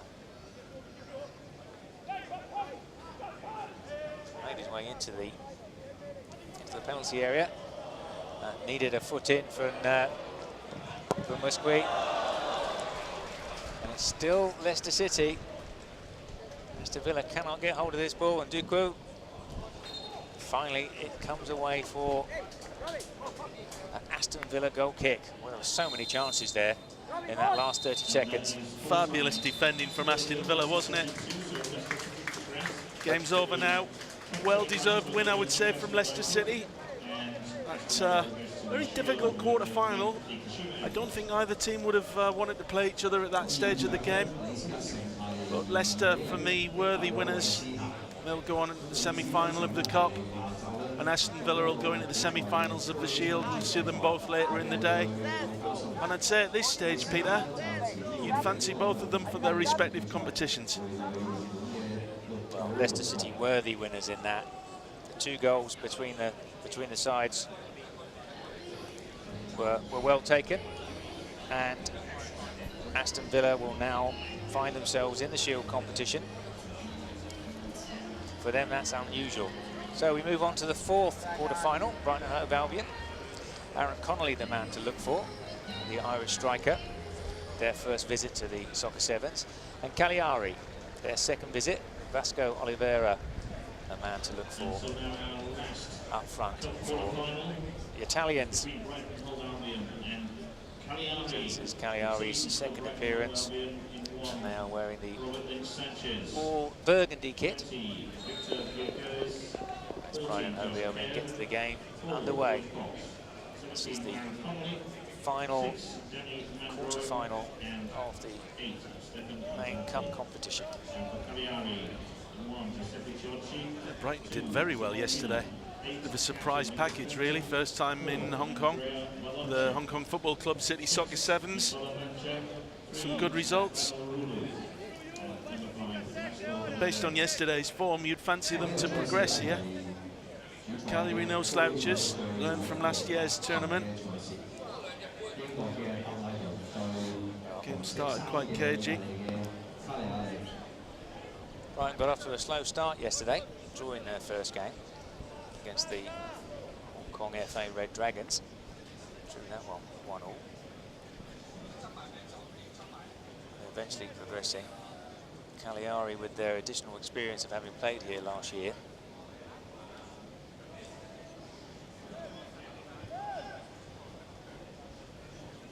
Some early attacking from them.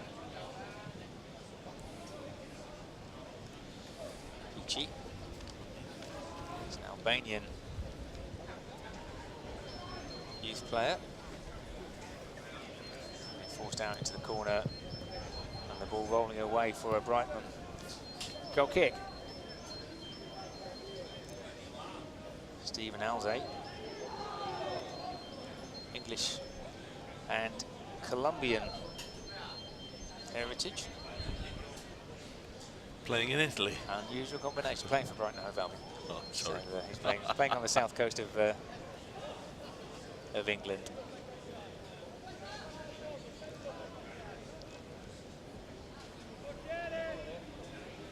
Cagliari's first team still have some work to do. They lie 5th from bottom in Serie A, but could still go down. Ball is broken to number 8, comes back off the post. And that was Stephen Alzey. Clear opportunity for him. Unusually for an Italian team, the defence were fast asleep for that.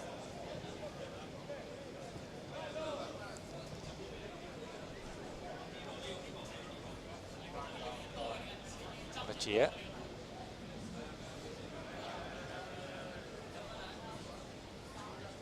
Vasco.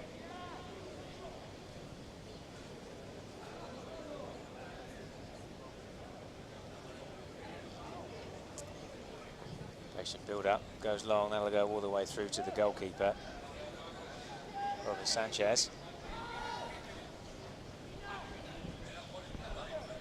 Early ball out. Aaron Connolly tries to play it in quickly, but easily dealt with.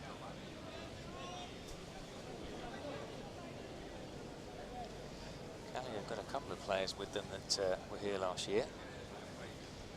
Vasco and Sinisi.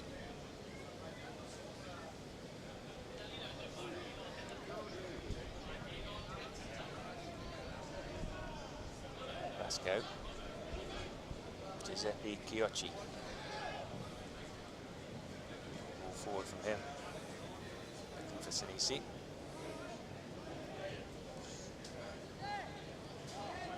Right. Using their goalkeeper.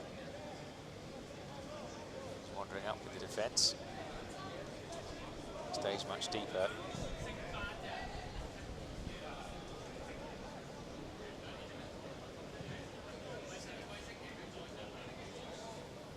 Sanchez, Spanish, was brought in 2015 from Levante.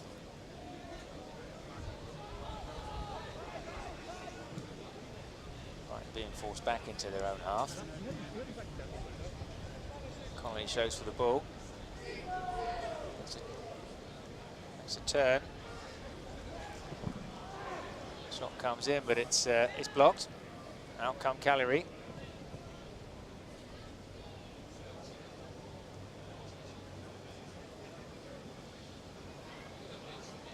Easily dealt with.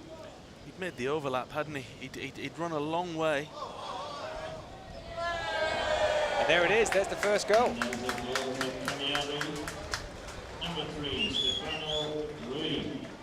And that first goal. Classic counter-attack. Brighton go up one end, Cagliari break the other. He's just slid it past the goalkeeper. Last-ditch tackle didn't work. Brighton will be very, very disappointed. Stefano Rui opens the scoring for Cagliari. Brighton rather caught with a sucker punch there.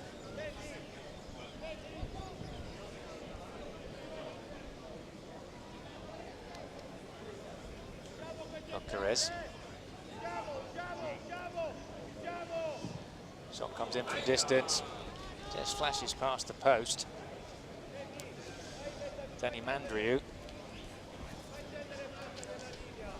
Technically very good. Zonal marking adopted here by Cagliari. 2 banks of 3.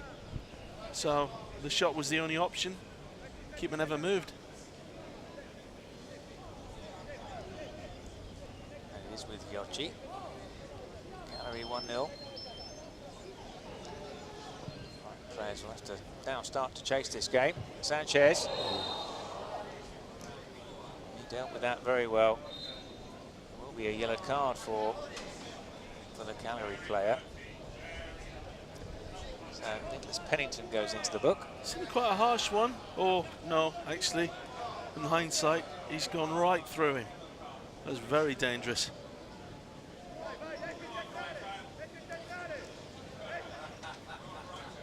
Andrew. Shot is blocked. Do now need to score to get themselves back into this game. Andrew. George Cox. That's blocked again. We come away with the ball. It's 1 against 1. Shot comes in, but easy for Sanchez to deal with. 2 or 3 step overs on his way through there.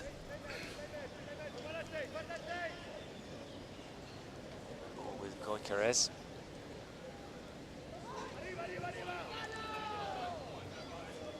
Over the top from him. Bouncing ball for the Brighton player. Can't quite deal with that. Josh Kerr. Brought in from Celtic. Brighton have showed that they're not afraid to have a go. Attempt on goal, there's been a few, some better than others.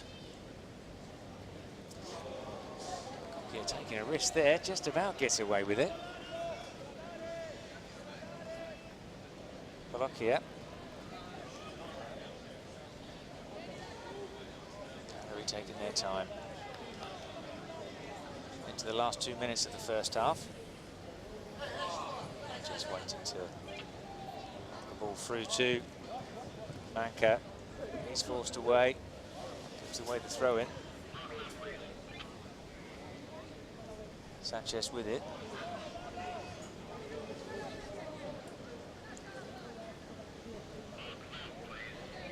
Alzate bringing the ball up. It's clearly a playmaker for them. Andrew, ball over the top. It's dealt with by the Cagliari defence. That was loose though. Andrew. And smothered by Giuseppe Giocci. No power on the shot, not difficult for him.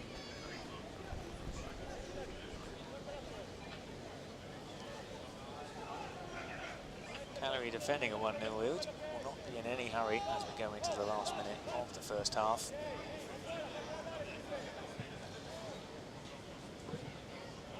Not really sure on the goalkeeper's distribution, Peter. He almost got caught earlier. He's just put one into touch there. Not a great time with 30 seconds to go half time, but Brighton are going to have to be quick. Maybe a shot on goal from someone here. I'll take. Trying to find Kerr. Breaks for Cagliari. Throw in Brighton. As we move into the last few seconds of the first half. This will be the last attack. So hard to shoot from that distance with just a few seconds on the clock, but couldn't beat the first defender. Another shot comes in, flashes across the goal, but the half-time whistle is blown. And at the end of that first half, the last quarter-final of the cup competition. It's Brighton and Hove Albion 0, Cagliari 1. Probably on the balance of it, deserved by Cagliari. They look a little bit more measured. As I say, slight risk with the goalkeeper. Really want to be trying to take men on in your own area as last man. Brighton seem very keen to have pot shots on goal. Probably the best way to describe it. But Cagliari sucker punch, as you said, Peter, caught them on the break, and they've got the lead. Something tells me that this will not finish at 1-0. Well, not completely convinced about the goalkeeping. Came back off the post. Giocci got caught a couple of times. That one was easy for Sanchez. Brighton have had more shots on goal, but they just need to start to hit the target. And they do have Aaron Connolly, who got himself on the score sheet a couple of times yesterday. Now starting to fill up. Stand fans.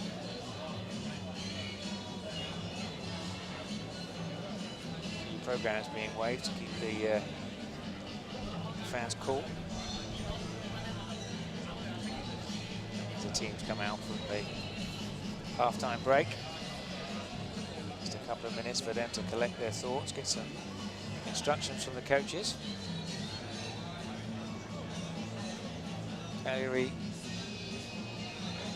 probably just about worth their 1-0 lead. They were able to capitalise on the one chance that came their way. Brighton hit the post with their best chance. Aaron Connolly seeing that bounce back. Stephen Alzate, and actually their most influential player, as Cagliari get us started in the second half. Defending a 1-0 lead. Brighton now having to chase this. Giocci pumps it forward. Fall from the Brighton defender. Rui, the goal scorer. He managed to put the ball back. Easy for Sanchez. throw from him. It's both of the Brighton defenders that have lost their footing in this game, Peter. Well, difficult to blame this pitch. It is the latest version of artificial turf. In excellent condition. Goikarez. Tilly.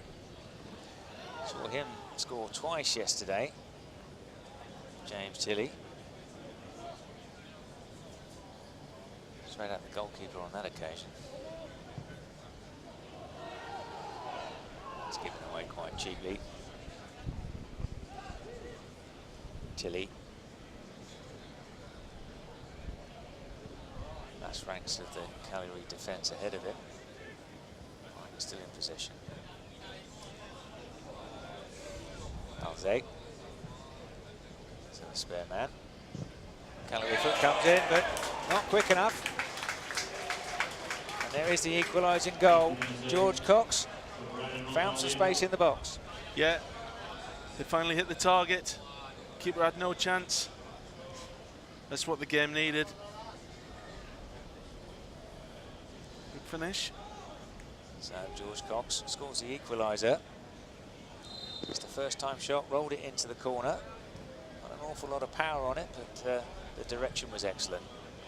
And that levels up the scores. So Cagliari will now need to change their tactics. Neither of these teams will want to go to the 4v4. It's a real lottery. Tilly brings the ball forward for Brighton. He's got all the way through the area.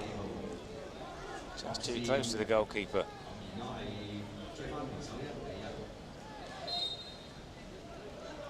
Cagliari very static this second half. Brighton almost went ahead. Having been 1 down, they were almost 2-1 up. That's good. Shooting from way out, took a deflection, and in it goes. Well, somewhat fortunate, Vasco Oliveira puts Cagliari 2-1 up. I think you'd put that down as a fluke. The goalkeeper was going one way. Look at that, what a deflection that is. Bounced into the top corner, he did not have a chance. He was going in the top left, I ended up in the top right. And George Cox, the unfortunate Brighton defender, having just put them level, his deflection puts them behind. So, 2-1 to Cagliari. But still plenty of time for Brighton to get back level. Alzate.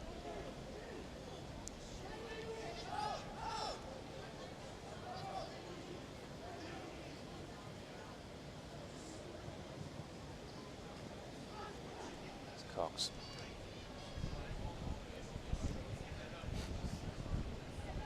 Ball out wide once more.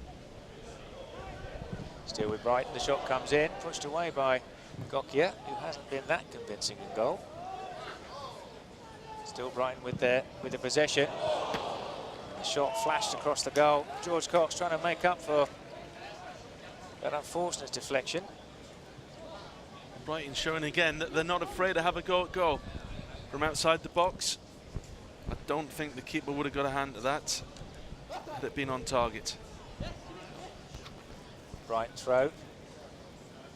Cochrane quickly into Alzate. It's a turn from Cox. He's given the ball space.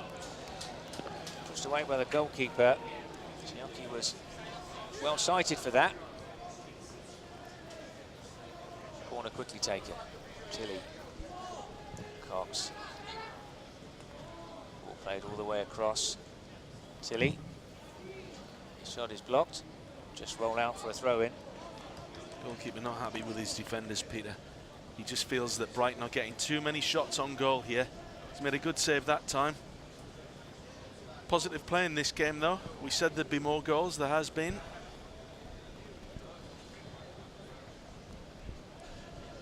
Cox. Boy's the referee. his pass. Back across to collect Tilly. This is all Brighton. It's not difficult for the goalkeeper. Tilly really not getting hold of that.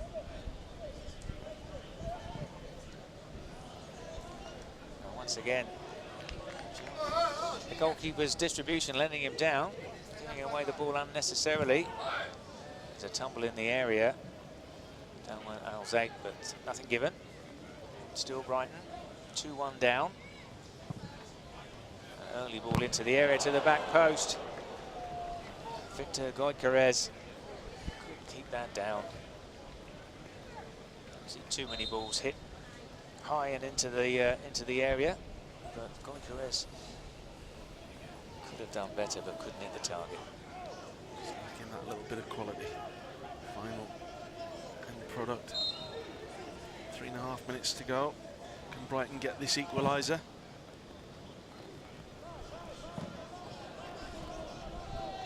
Used the chest by Sanchez, but the shot from way out, that was Balocchia trying to catch Sanchez out, but Sanchez had got back.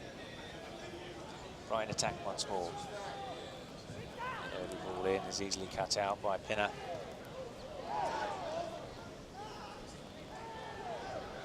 Players going to ground, but if we're not interested. Pennington. I said about that, the better. Sanchez.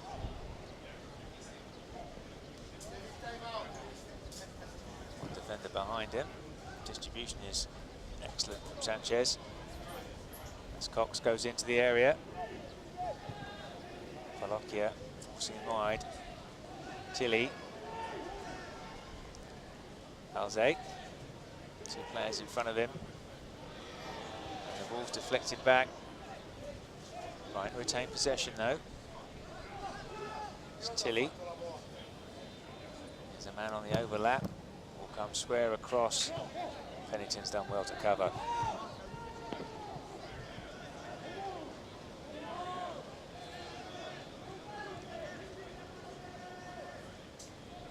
Cagliari just need to take the sting out of the game, Peter. The last couple of times they've had the ball, they've tried chipping the goalkeeper from halfway line. They don't need to be quite so direct with this lead. Pina getting bundled over. Zate was the Brighton player. Pinner's looked very lively.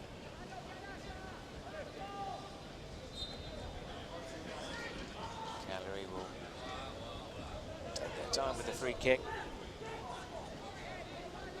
As the seconds go down, the free throws his whistle. Once again, they're happy to give away possession. Strange decision. They obviously feel that defensively they can just pack their half and invite Brighton to try and find a way through. And it is James Tilly who will try exactly to do that. But it is nicked off him, and it is Pinner again. He does have an open shot on goal. And has he found the net? Yes, he has. And that surely will put Brighton out of the main cup competition. And it was Simone Pinner just rolls the ball in from his own half, making it 3-1. Third time lucky. Brighton pushing the goalkeeper out a lot. Can't blame them really. Bubbled into the net really, didn't it? Yeah. Always good when they're from a distance. Second goal we've seen this weekend from the Cagliari half. Scored one yesterday, just direct from the kickoff. That was good vision from Simone Pina. Knew Sanchez was up. And all he had to do was put it on target, and that's just what he did. So 3-1 to Cagliari as the clock ticks down to the end of this game, and that is the final score. So Cagliari beating Brighton and Hove Albion 3-1. They will now progress to the semi-finals of the cup competition, and Brighton go through to the plate competition, to the shield competition, I should say. And we will now take a short break as the junior soccer is played. And we will be back in a few moments on Now TV.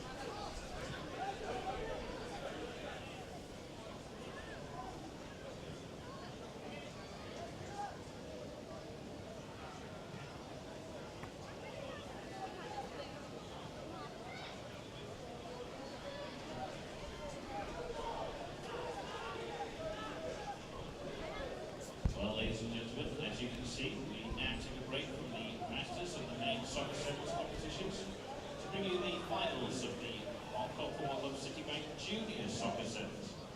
And today we're going to see the cup finals of the tournaments for 4 age groups, featuring players aged 8 to 12.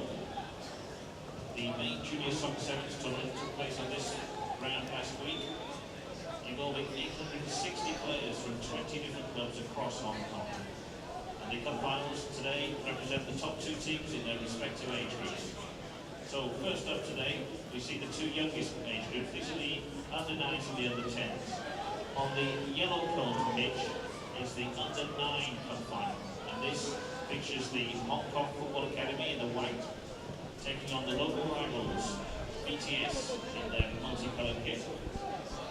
And on the other pitch, the red colored pitch, we have the under-10 final, featuring Hong Kong Football Club in the white and Kitchee in the blue. So let's hear it for these young people, please. A lot of support.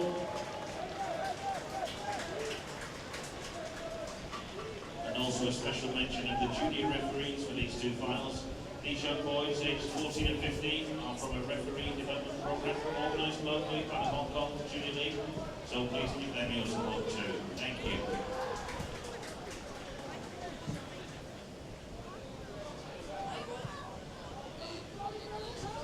而家我哋睇緊係青年軍足球，我哋而家睇係香港足球會 Citibank 嘅青少年嘅7人賽嘅決賽。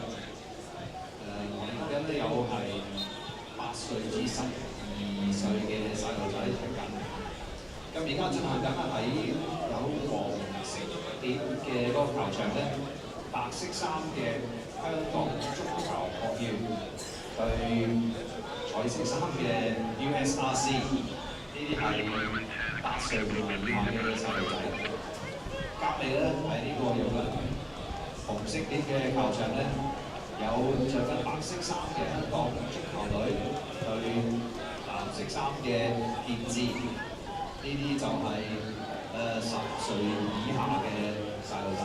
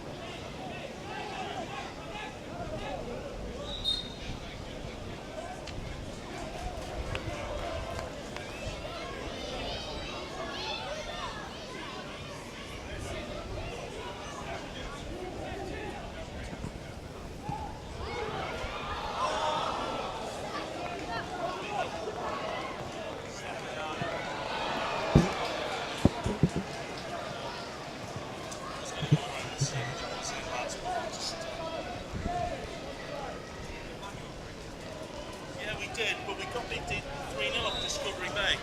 But the difference today is we got Christian.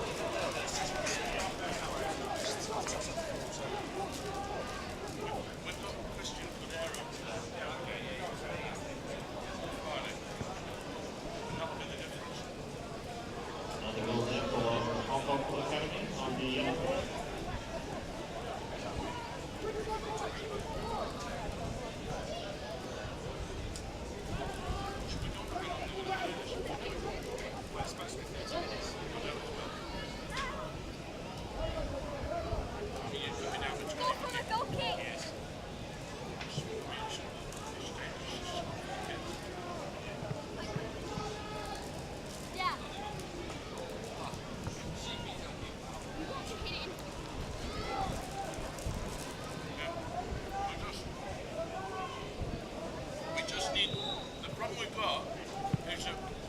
That's the right step. If you're in that one in the middle, we can't see the goal for the game. So I'm sorry I had to throw that because I couldn't shout because we were live on TV. It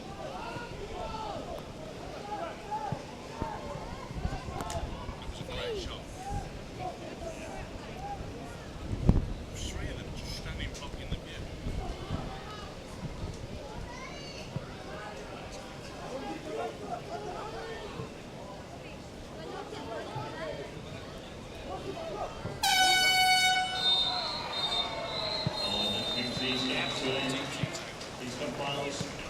Appreciation, please, ladies and gentlemen, for these young boys in all their neat, great effort. Well done, boys.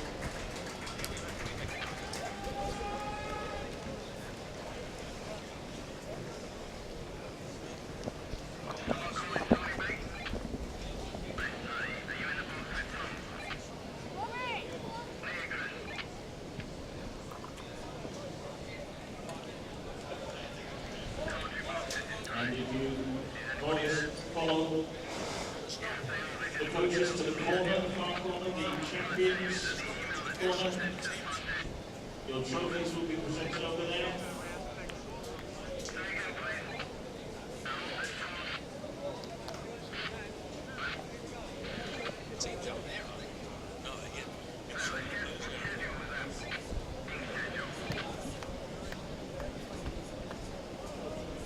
So that is the end of this first junior soccer section. There will be another one later on. And we'll see the under 11 and the under 12s. Sorry. And so Oh, really? You got no, it's like mine is. You don't feel it.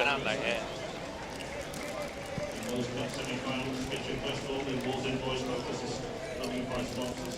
And the Citi All-Stars, which is Discovery Bay. It's Cordero with the blue armband, yeah. Patrick's injured. He's done his ankle, so I don't think he'll come on.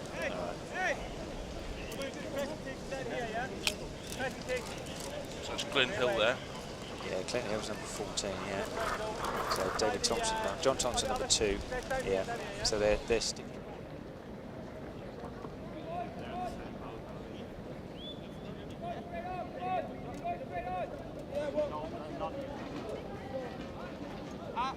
Wait on, we need to go down.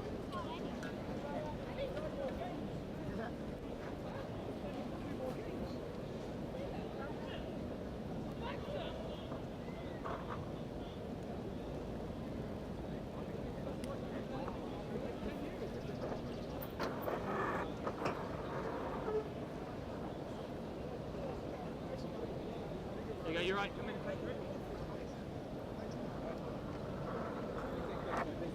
I got big claps there, man. Put it here, Neil.